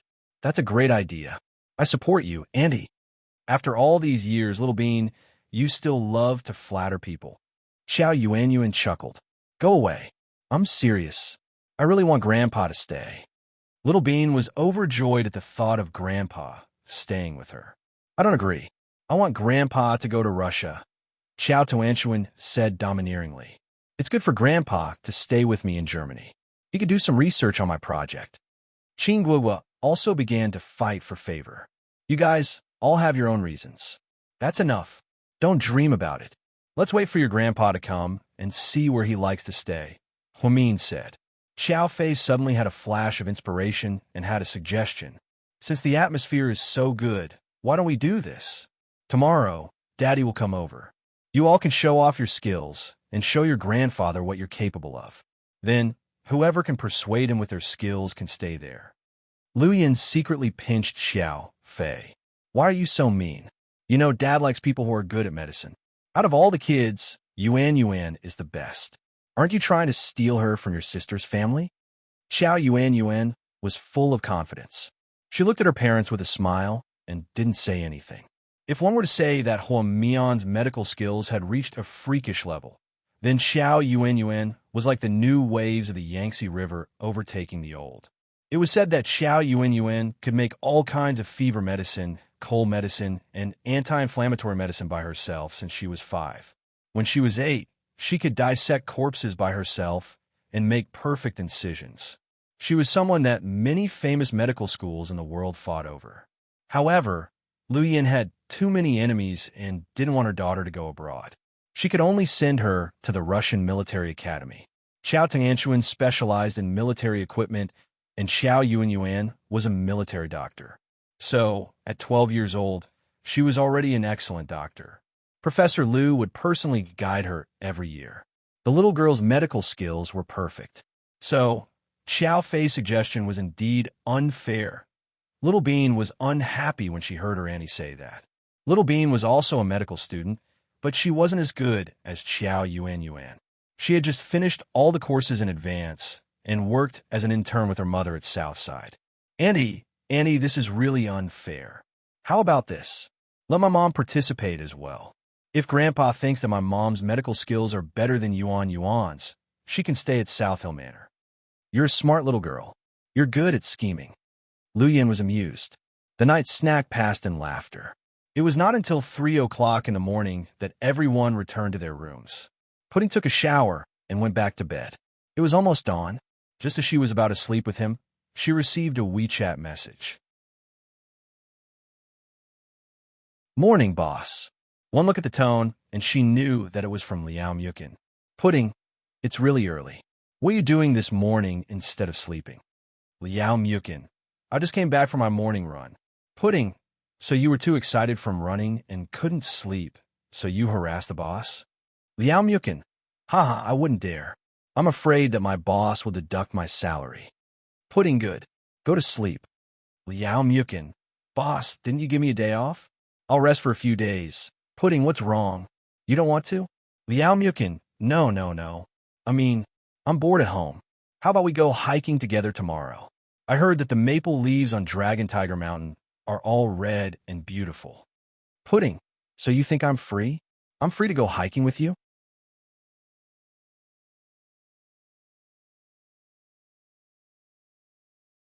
Chapter 48-43. Liao Mukin, I can wait for you to get off work. Let's go together and see the night view. Pudding, I have a lot of guests at my house. You know how busy I am these days. Liao Mukin, I know, your coming-of-age ceremony. Pudding, I'm going to bed now. Pudding didn't continue talking to Liao Mukin about the coming-of-age ceremony because she was still wondering if she should ask him come. She definitely couldn't go hiking. Xiao Tianchuan had been right for the past 2 years. Pudding was cold on the outside, but warm on the inside. She had taken care of Liao Mukin a lot. If it weren't for GK Entertainment's support and money, Liao Mukin wouldn't have become so popular. In Pudding's eyes, Liao Mukin was a very promiscuous person who liked to flirt with girls.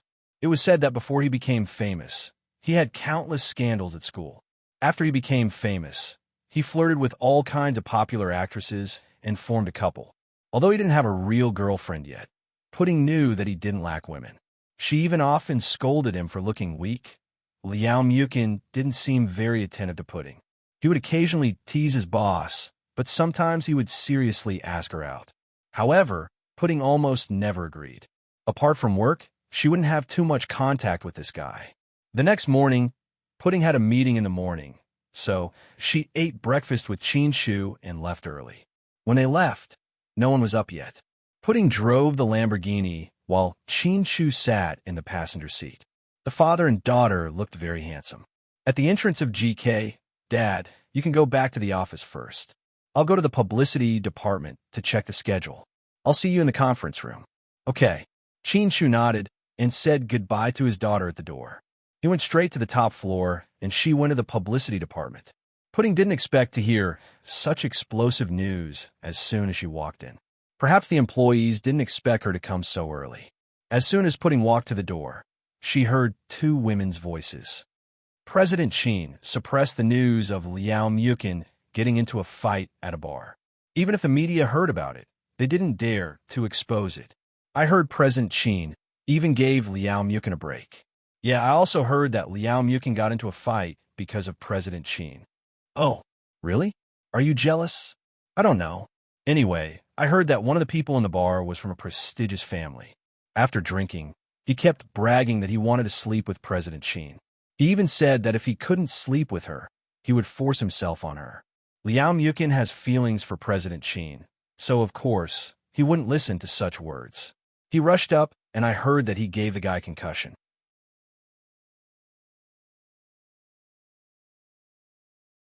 Oh my God, this guy is so hardworking. But President Qin doesn't like him, no matter how famous he is, he's just an actor. President Qin is one of the heirs of GK and has a high chance of taking over his position in the future. He's a billionaire, good-looking, and has a great personality. I don't think Liao Mukin is good enough for President Qin. Pudding didn't continue listening. She just felt that it was because of her that Liao Mukin got into a fight that day. However, she still spoke ill of him, so she did feel a little guilty. His good intentions seemed to have been taken for granted. Pudding quietly left the room and didn't enter the publicity department. She didn't want to be embarrassed. She sighed slightly and called Liao Mukin's agent. After learning the whole story, she felt even more conflicted. She was nice to Liao Mukin because he looked like Su Yu. However, if Liao Mukin fell in love with her because of this, then she didn't want to see that happen. After all, she didn't like him. At the entrance of the Sea City Airport, Jiang Xiaowei parked her black Porsche Cayenne on the side of the road. The handsome boy, who was wearing a black sunscreen and carrying a BV travel bag, slowly took off his sunglasses. "Son, get in the car." Jiang Xiaowei's eyes were full of motherly love. Wei Yunshu returned to China for the first time in 5 years.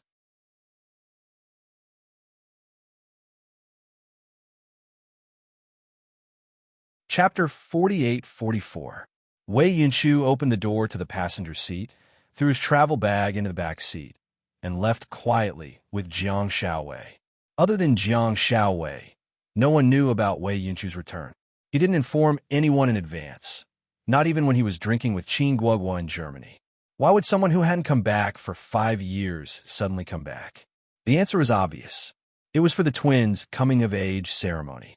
Or rather, Wei Yunshu wanted to attend Pudding's 18th birthday. Does Pudding know you're back? Of course not. Mom, don't tell anyone. You want to give her a surprise? Jiang Xiaowei was in a good mood as she drove with her son back. Wei Yunshu pursed his lips. Actually, I don't know if my return is a surprise or a shock to her. Son, don't say that. Actually, between you and Pudding, Mom, let us solve our own problems. Hearing her son's words, Jiang Xiaowei knew that her son didn't want the elders to interfere and didn't want to put Pudding in a difficult position. Where's Tian?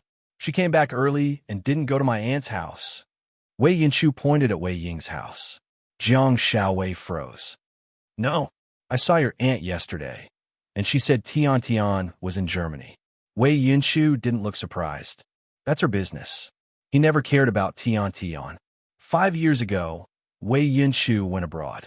That night, Tian made a last-minute decision, and Shun Mingxi spent a lot of money to help her with the troublesome procedures. Over the years, everyone knew that Shun Mingxi was good to Tian because of Hui Yinyan's death. After all, Hui Yinyan was in Shun Mingxi's hands for weighing. So, that couple always felt guilty for Hui Yinyan's orphan. That was why she had a good life all these years. All the elders knew that Tian liked Wei Yunshu. But only Pudding and Wei Yunshu knew that Tian didn't really like Wei Yunshu. She just liked to compete with Pudding. In short, she liked whatever Pudding liked. Over the years, she followed Pudding's hairstyle. Pudding was wearing the same style of clothes as her, and she wanted to buy the same clothes. Tian had changed from a scheming bitch to a scheming bitch because of her desire to compete with others. That was why Wei Yunshu liked her. Wei Yunshu lived in his own luxurious apartment in the United States. There were maids, butlers, and bodyguards. It was heavily guarded. Tian, on the other hand, lived in a single apartment on campus with other students. Because they weren't in the same department, they didn't see each other often. Occasionally, Tian would come to find Wei Yunshu, but he would avoid meeting her. Later, he heard that Tian was very close to a foreigner, and they even moved out to live together. Not long after, he was beaten to the point that he was hospitalized. However, he didn't dare to tell his family about it. It was Wei Yunshu who brought the bodyguards to send her to the hospital and beat up her violent boyfriend. Perhaps out of gratitude, Tian Tian didn't stick to Wei Yinshu as much after that. In school, she got along well with the other Chinese students. He had heard about Tian Tian's return to China from others. It seemed that not only did she come back, but she also didn't tell her family. This woman was really something. Do you want to go home first, or go to your dad's company? Jiang Xiaowei tilted her head and asked her son. Before Wei Yunshu could speak, the female host's voice sounded on the small TV in the car. At 10 a.m. this morning, Mr. Qin Shu, the president of GK Corporation, and Ms. Qin Zhaozhao, the executive president of GK Entertainment, held a new jewelry product launch at Kaiwa Hotel. Popular stars Liao Muqin and Han Yueyao both attended. Let's take a look at the scene. Wei Yunshu's eyes were glued to the screen as he stared at the cold girl sitting beside Qin Shu.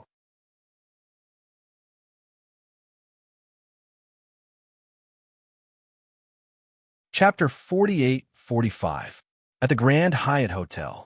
After the product launch, Qin Shu looked at his watch. Take them out for dinner. I have to meet a client later. Okay, Dad. After the father and daughter hurriedly finished the product launch, Qin Shu left first. Pudding brought Mu Chun, Han Yueyao, and a few newbies that the company wanted to promote. In the limousine, Pudding sat next to Han Yueyao while the other celebrities sat on the edge. Thank you for your hard work today. What do you want to eat? My treat? Pudding looked up and asked everyone. The newbies didn't dare to say anything and were all polite. President Qin, it's up to you. Annie Yao Yao, what about you? Han Yueyao was in her 30s, almost 40. She had grown from newbie to a veteran star. Her appearance fee was as high as 80 million yuan, and she had participated in many big foreign productions. However, her love life had always been a mystery. It was said that she had a strange disease and forgot the man she used to like. After so many years of searching and meeting many people, she felt that something was wrong. In the blink of an eye, Han Yueyao was in her 30s, but she was still alone. She lived in a billion-yuan mansion and drove a 10 million yuan sports car. However, she still felt that she was missing something. Han Yueyao's agent, who had been with her for many years, became her rumored husband. I'm fine. I'm not very hungry. Where's Liao? Han Yueyao glanced at Liao Muqin. I want to eat at President Qin's house. I heard that South Hill Manor is very big. I've never been there before. Hearing Liao Muqin's flippant words, everyone laughed. Han Yueyao also laughed. South Hill Manor is indeed big and has a lot of delicious food. But it's too late to go now. Don't we have an event in the afternoon? Han Yueyao declined on Pudding's behalf. Otherwise, would she really take these people home to have dinner? The answer was no. South Hill Manor was full of important guests. The twins' coming-of-age ceremony was imminent, so she couldn't take irrelevant people home. Do you want to go to Hadaleo? Xiaimo Luo Shi, Jean say, what do you think? Pudding didn't give them a chance to choose and made the decision herself. We're fine with anything. President Qin, you decide. The newbies naturally listened to their boss. Okay, I haven't had hot pot for a long time. Han Yueyao nodded. Boss, if I don't go, can you reimburse me?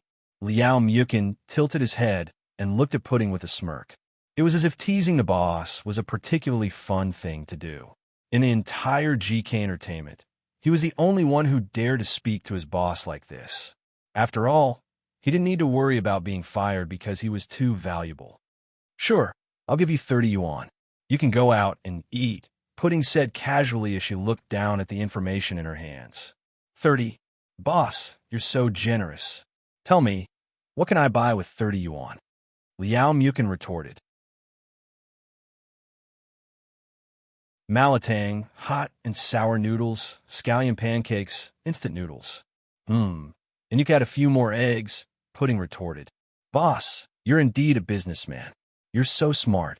But I still want to go to Hadaleo with you. Pudding took her artist to a nearby hot pot restaurant and went straight into a private room.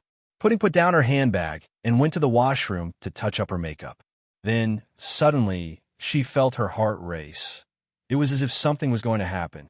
It had been a day, and she felt uneasy for no reason. There were only 2 days left until the coming-of-age ceremony. Would that person come? What would happen after he came? Pudding looked at herself in the mirror, her eyes confused.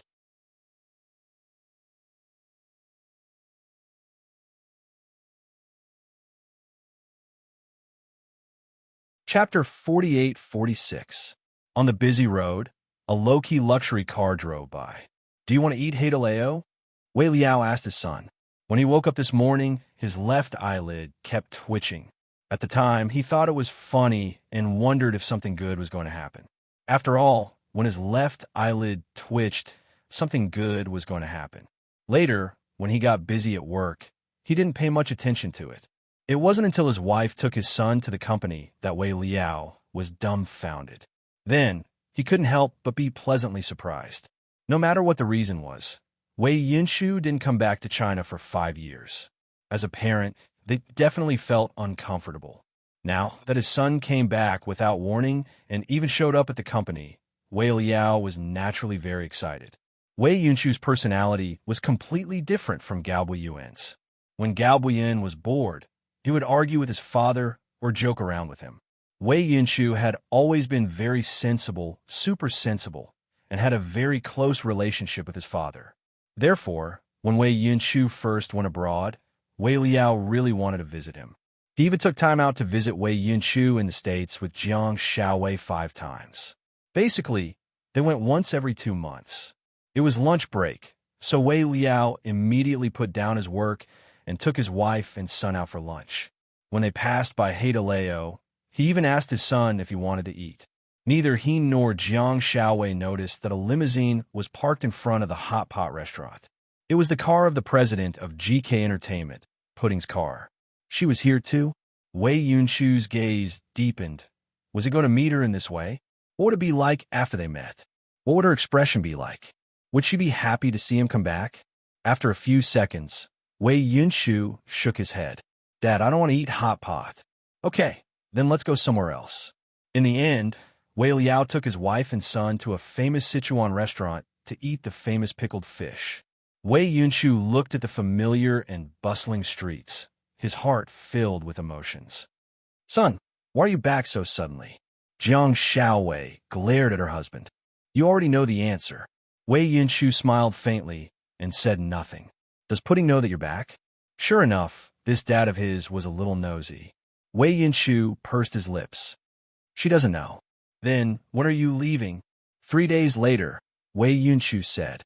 Wei Liao and Jiang Xiaowei were both stunned. "What's the rush?" 3 days later. "Isn't that the night of Pudding and Little Bean's coming-of-age ceremony?" "Yes, I flew to Jingdu at 2 o'clock in the morning, then transferred to Berlin." "You're in such a hurry. It's only been 3 days. It's too much. Can't you stay for a few more days?" Jiang Xiaowei was reluctant to part with her son. Her eyes were red. Wei Yunshu reached out his big hands and hugged his mother's shoulders warmly. "I also want to stay for a few more days, but there are really a lot of things to do at school. Didn't I tell you? I signed up for a lot of classes this semester and even worked as an assistant for a tutor. I don't want to delay the progress of the whole group because of personal reasons." Wei Yunshu was an extremely independent person. In the 5 years he had been abroad, he had never asked his parents for help because he couldn't solve anything. Never. Even though he was only 18 or 19 years old, which was the same age as Pudding, he looked very mature. Even many mature adults didn't have his wisdom and skills. "Have you prepared a present for Pudding's coming-of-age ceremony?" Jiang Xiaowei looked at her son with heartache. Jiang Xiaowei had watched Pudding grow up, so she knew the child's personality too well. Therefore, even though she really wanted to help the 2 kids get married, she couldn't do anything about it, not even Huamian.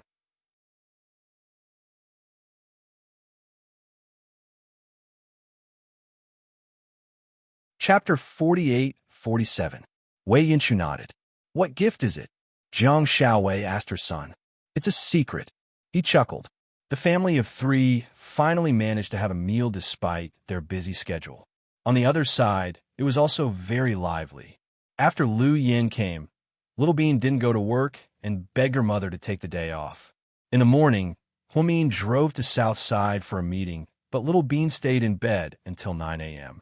Then, she got up to eat breakfast. At this time, she found that Xiao Tuanshuan and Xiao Yuanyuan had already run 10 kilometers around South Hill Manor. The 2 sisters were wearing long-sleeved sportswear. One was black and the other was white. Xiao Tuanshuan was more resolute, so she wore black. Xiao Yuanyuan was more introverted, so she wore white. It was very clean. The two faces were exactly the same, but they were different from Pudding and Little Bean. Pudding was on the skinny side, while Little Bean was chubbier, so it was easier to recognize them. But Xiao Tuanshuan and Xiao Yuanyuan were exactly the same in height, figure, and appearance. If it weren't for their different clothes, they wouldn't be able to tell Little Bean apart. I say, when my auntie named you guys, she was too casual. Little Bean suddenly sighed. What do you mean? Xiao Yuanyuan looked at Little Bean with a smile, holding a towel in her hand. My sister and I, although our names are the same, Chow Chow Moo, but we have a source. Do you know the ancient poem, Immortal at the Magpie Bridge? If two people love each other for a long time, why would they be together day and night? At that time, my mommy missed my daddy, so she named them Chow Chow Moo. It's so poetic. You two are Tuan Tuan and Yuan Yuan. Little Bean complained more than once. She always thought that her auntie was a smart and thoughtful person. Why did she name her children so casually? My mom said that we should name them casually so that they'll be easy to raise. They can't be too weird or they'll have a bad life, Xiao Tuanshuan said. Xiao Yuanyuan nodded. Although our names aren't that poetic, Tuan Tuan Tuan Tuan and Yuan Yuan is a good name. It means that our family is together. I like it. Okay. As long as you two like it. What else can I say? Little Bean complained like an adult as she drank her yogurt. I heard that your boyfriend is coming back today. Xiao Yuanyuan asked her. Yeah, I'll pick him up later, Little Bean said happily. Xiao Tuanshuan immediately rolled his eyes. You drive? Are you sure? Ahem. I'll ask my driver to pick me up. Is that okay? It seemed that Little Bean's driving skills were a secret that the whole family knew. It's too troublesome to find a driver. I can go with you. Xiao Yuanyuan smiled. Really? Don't tell me you have something to ask of me? One who was unaccountably solicitous was hiding evil intentions. Little Bean understood this principle. What can I ask of you? You're not as rich as Pudding, and you're not as good at martial arts as Tuan Tuan. Xiao Yuanyuan continued to laugh. You make it sound like I'm worthless. No. How can you be worthless? At least you know how to eat. Xiao Yuanyuan. How dare you insult me? Do you think I want to show you how lovey-dovey I am? Little Bean pointed at Xiao Yuanyuan's nose and said confidently, Xiao Tuanshuan, Xiao Yuanyuan, sis, that's all you've got. Even Sheen Guowa couldn't stand it anymore and was sweating. Huh? Xiao Yuanyuan, you're only 12. Do you have a driver's license? You could drive. Little Bean finally realized that although Xiao Yuanyuan could drive, she didn't have a driver's license. She was only 12 years old. Although she was 165 meters tall, she was still underage.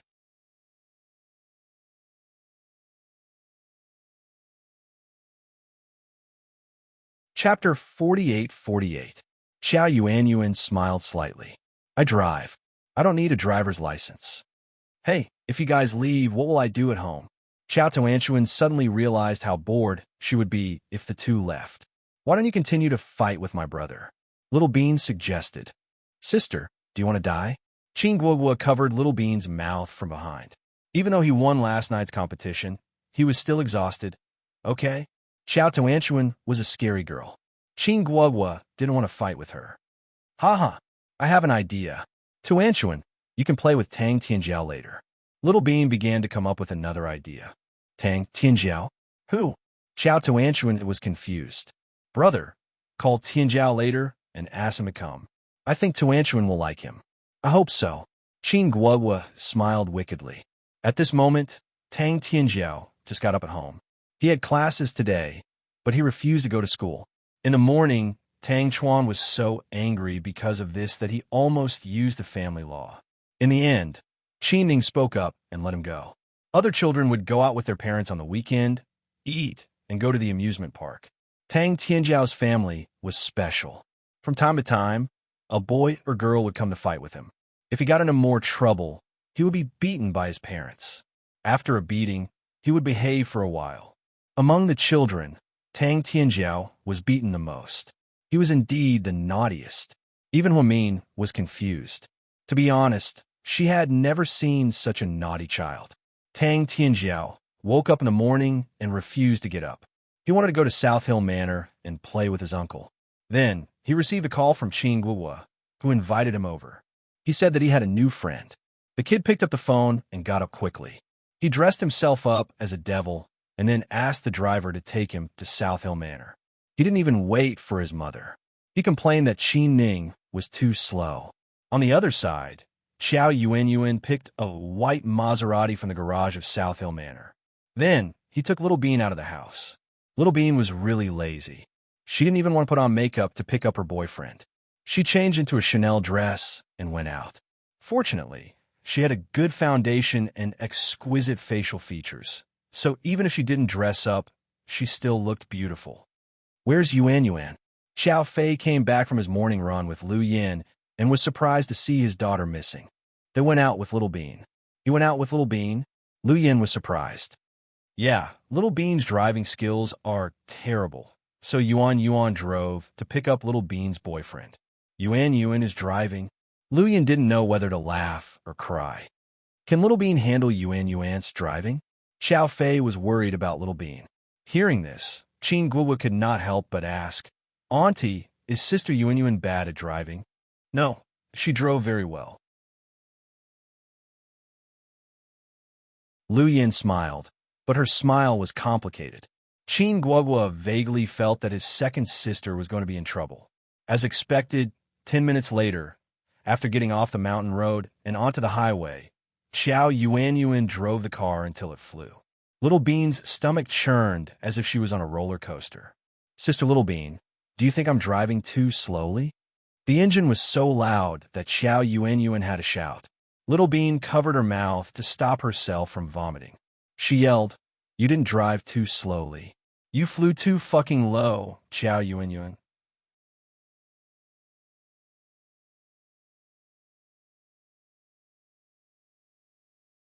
Chapter 48-49.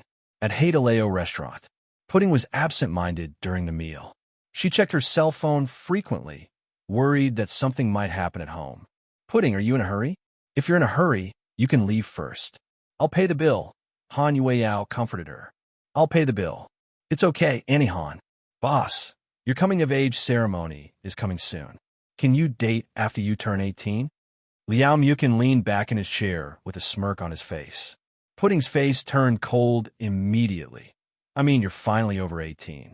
Will the chairman allow you to date? Liao Mukin realized his question was inappropriate and immediately corrected himself. It's none of your business. Pudding didn't want to answer such a boring question. If this guy didn't look like Handsome Sue, she swore she would have thrown him in a hot pot. After the meal, Pudding took out her wallet and handed it to a newcomer named Xia Mo. I'm going to the washroom. Please pay the bill for me.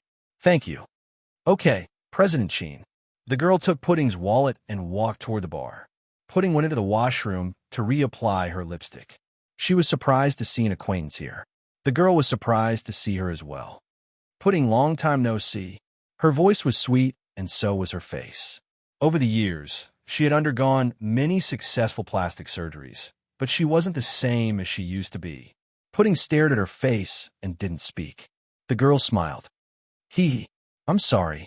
I shouldn't call you by your nickname in such a formal setting. Should I call you Miss Qin or President Qin? Tian, long time no see, Pudding said. Of course not. With my status, how can I offend a rich young lady like you? Tian mocked with a smile. Are you curious? I'm back in the country. Is Yinshu back? She looked at Pudding with a smile. Pudding still didn't speak. I'm afraid I'll have to disappoint you. Yinshu is very busy. He doesn't have time to come back. After all, nothing is more important than his studies. Tian smiled brightly. What are you trying to say? Pudding looked at Tian's face and felt nauseous. Pudding had a good memory. She still remembered when Tian was little, Annie Huiyin took her to South Hill Manor to play. At that time, the relationship between the adults and Huiyin's life and Tian's were not bad. After so many things had happened, Tian was no longer the same as before. At least, the innocence and childish, the chilly innocence in her eyes. was replaced. Tian Tianxi used her mother's death to make Shen Mingxi and Wei Ying bear the guilt in their hearts.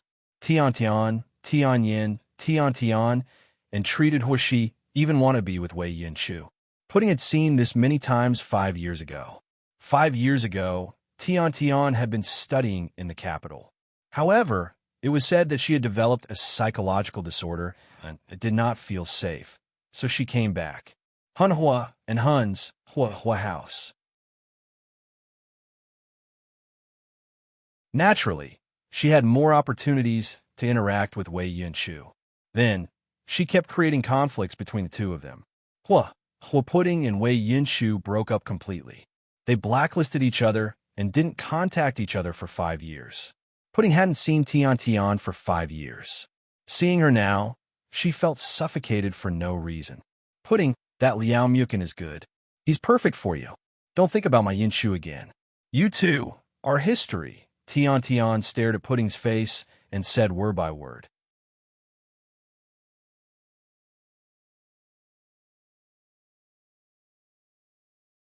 Chapter 4850. Then Pudding suddenly laughed. Her laughter was unfathomable. What are you laughing at? Tian Tian's eyes gradually turned cold. She had lost all her patience with Pudding. I'm just laughing at you. After so many years, you're still as stupid as ever. You're telling me this, which proves how insecure you are. 5 years have passed. Didn't you go abroad with him? Why don't you even have the most basic sense of security now? Also, you're warning me. Who do you think you are? Even if I don't go to Wei Yinshu, he still won't like you. You don't seem to realize this fact. Tian Tian sneered. You're mistaken. My meaning is clear. Yinshu doesn't have to be with me. He can be with anyone. As long as that person isn't you, I'm fine with it. Oh, really? If you put it that way, then I really want to make things difficult for you. Take a guess. If I take the initiative to call him and invite him back to my coming-of-age ceremony, then will we go back to how we were before? Will he not come back to America and leave you alone abroad? Hearing Pudding's words, Tian Tian's expression changed drastically. She was also frightened. Qin Zhao, don't be so cheap. Hearing that Pudding was going to call Wei Yinshu, Tian Tian was completely flustered. All these years, the two of them had been in a Cold War. If Pudding really couldn't resist calling him first, then Wei Yinshu wouldn't be able to resist. Then Wei Yinshu must have been unable to resist the temptation. After all, everyone knew how well he used to treat Pudding. That was why Tian Tian used the word cheap to insult Pudding. Pudding wasn't angry. She had always been calm. After hearing Tian Tian's words, she only smiled. Then, she looked at the mirror in the bathroom and adjusted her makeup. You're wrong. I've always been expensive. Then, Pudding walked away in her high heels, leaving a pale Tian Tian behind. After Pudding left, she was a little flustered. Then, she took out her phone and sent Wei Yinshu a WeChat message. Yinshu, what are you doing? After a while, there was no reply. Gritting her teeth, Tian Tian sent another message. Yinshu, I miss you. Why get back? I'll treat you to steak. She still didn't get a reply. Wei Yinshu received a WeChat message, but when he saw that it was from her, he just glanced at it indifferently and didn't reply. In an elegant private room of a Sichuan restaurant with Wei Liao and Jiang Xiaowei, Wei Yinshu didn't have a good appetite, so he only drank some water. A black custom-made phone was placed beside his hand. 5 minutes ago, Gao Buiyuan updated his WeChat moments. Pudding and Wei Yinshu had blocked each other, but Pudding still had Pudding's WeChat. Later, Little Bean blacklisted Wei Yinshu as well. He only had Qin Gua, Gao Buiyuan, and Tang Tianjiao's contact information. Therefore, whenever Gao Buiyuan posted something, he would be the first to see it. Wei Yinshu was also the closest to Gao Buiyuan. 5 minutes ago, Gao Buiyuan posted a short video. In the video, Lil Bean was running toward him. Gao Buiyuan added, "We've been online dating for 3 years, and we finally meet today. Wow, why is she fatter than in the photos?" As soon as he finished speaking, he was punched by Little Bean. He was such a clown. It looked like they were slandering Little Bean, but in fact they were showing off their love.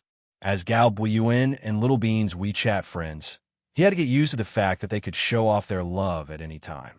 Wei Yinshu suddenly envied them. If it weren't for that incident 5 years ago, he and Pudding would be very close today.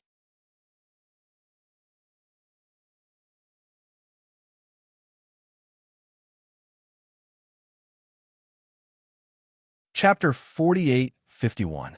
In the VIP passageway of the airport, Little Bean pounced on him and kissed him crazily. From afar, she looked like a happy husky, attracting the attention of passers-by. Gao Buiyuan didn't bring anything with him because he was on leave. He only had a black Burberry bag in his hand. He had also changed out of his police uniform into a casual outfit. Gao Buiyuan wasn't as hot-tempered as his mother, nor was he as gossipy as his father. Especially when he smiled, he felt that the whole world was beautiful. Gao Buiyuan was the least good-looking among this group of children. In fact, he wasn't bad, but he couldn't compare to Pudding, Little Bean, and Wei Yinshu. Gao Buiyuan's eyes weren't big, and his facial features weren't that exquisite, but he was still good-looking. Little Bean had always thought that he was a warm man. He had done all kinds of embarrassing things for Little Bean over the years. Even when he was often pranked, he wasn't angry. Even the cold and arrogant Pudding envied her sister because in all these years, she had never seen Little Bean and Gao Buiyuan quarrel. It was always Little Bean who was angry, and Gao Buiyuan would coax her unconditionally and tirelessly. The elders felt sorry for Buiyuan. Even Huamin and Qin Shu often warned Little Bean not to bully Buiyuan. But was Buiyuan really that easy to bully? No. Gao Buiyuan studied at the Public Security University, and his major was one of the best. He was agile and quick-witted. Before he graduated, he helped his professor solve a murder case and performed well. Such a person was only afraid of Little Bean because he liked her and didn't want her to be sad. Looking at Little Bean and Gao Buiyuan being so intimate, Xiao Yuanyuan shook her head and sighed. Why do I feel like I shouldn't have come today? Let Xiao Tuanshuan come. Yuanyuan, come here. Let me introduce you. Little Bean was done acting coquettishly and then remembered that she had a cousin. She pulled Xiao Yuanyuan over and was about to introduce her, but Xiao Yuanyuan smiled and said, "No need to introduce him. Gao Buiyuan is your boyfriend, the son of Auntie Zhu Lingling and Uncle Gao Ran. He's a freshman at the Public Security University. He performed well and won a second-class team merit award. He also helped his professor solve a shocking murder case. I heard that he's been recommended to graduate students." "Wow, you investigated him?" Little Bean exclaimed. "My sister did. Don't you know her? She loves to investigate the background of others the most. All these people have been turned upside down by her. I'm just borrowing her glory. Tuan Tuan is really something." Little Bean mumbled. "Hello." Gao Buiyuan smiled and greeted Xiao Yuanyuan. "So what now? Should I call him Brother Buiyuan or brother-in-law?" Xiao Yuanyuan pretended to be an adult and asked, "What brother-in-law? Did he pay you to change your name?"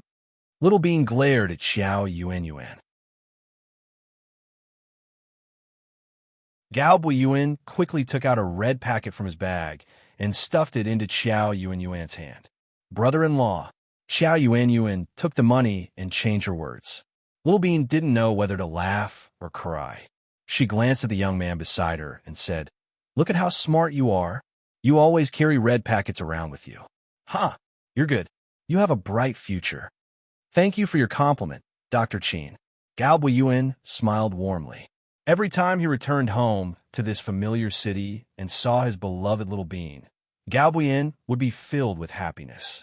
He still remembered when he left this city to go to school in Jing City as a freshman. Little Bean's eyes were swollen from crying. Gao Buiyuan's heart ached for her. When she arrived at school, her throat became inflamed. It took 3 days of infusion for her to recover. Later, he came home almost every week to help Little Bean recover. Gao Buiyuan was the representative of his generation who doted on his wife. Who wouldn't agree with him? After they got in the Maserati, Little Bean and Gao Buiyuan sat in the back seat and began to lovey-dovey.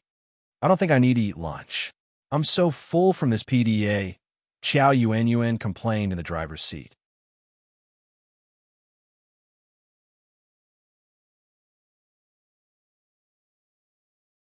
Chapter 48:52. While Xiao Yuanyuan was joking with him, 7 or 8 police officers blocked the road ahead as if they were investigating something. What the? No way. Traffic police. Xiao Yuan blurted out. It's okay. We're not drunk drivers. Gao Yuan looked at Xiao Yuan and knew she wasn't drunk. Little Bean interrupted, but she's driving without a license. She's only 12 years old. Gao Yuan, sit tight. I'll step on the gas. Xiao Yuan seemed to want to compete with the police officers. No. I'll take care of it. Gao Yuan didn't want his little cousin to take the risk. At this moment, the police officer waved his hand to stop the car. Xiao Yuan hesitated for a moment before she obediently pulled over. After all, before she came back to China, her dad repeatedly warned her not to cause trouble for Huomin's aunt. License, a police officer said in a routine tone as he waved his hand at Xiao Yuan, who was sitting in the driver's seat. At this moment, the backseat window opened and Gao Buyin stuck his head out. You don't have to call my dad, right? Gao Ran had been a director for a long time, and his son had appeared in the bureau many times. Almost everyone knew who he was. Seeing that he was the son of a big shot, they immediately let him in. No. Take care. Gao Bui nodded and smiled as he closed the window. Little Bean looked at Gao Buyin with admiration and kissed him on the cheek. Damn, can you guys control yourselves? There's a living person in front of us. Xiao Yuan almost closed her eyes. We can't control ourselves. If you're not used to it, you can get out of the car and cool off. Xiao Yuan, Gao Buyuan's return made the atmosphere livelier. In Huomin's South Hill Manor, there were banquets held in the front greenhouse for several days. Of course, they only hosted their family and friends. To everyone's surprise, when Little Bean, Gao Buyin, and Xiao Yuan came back, Tang Tianjiao's face was bruised and his arm was dislocated. How did you do that? Gao Buyin laughed. Obviously, he was gloating. Qin Guoguo leaned against the door frame with a cold expression. She fought with Tuan. Ha ha. Little Bean let out a tragic laugh. Xiao Yuan, on the other hand, was calm as if she had expected this. She even patted Tang Tianjiao's shoulder and comforted him. You're really lucky. My sister didn't even hit you hard. The last time you competed with my sister, there was a kid your age from our military academy who was beaten up by my sister until all his bones were broken. He was bedridden for 3 months. Hearing Xiao Yuan's words, Tang Tianjiao shuddered. How scary was this? Originally, he was full of confidence. After all, he was a Taekwondo master and had learned professional Muay Thai from his father. That's right.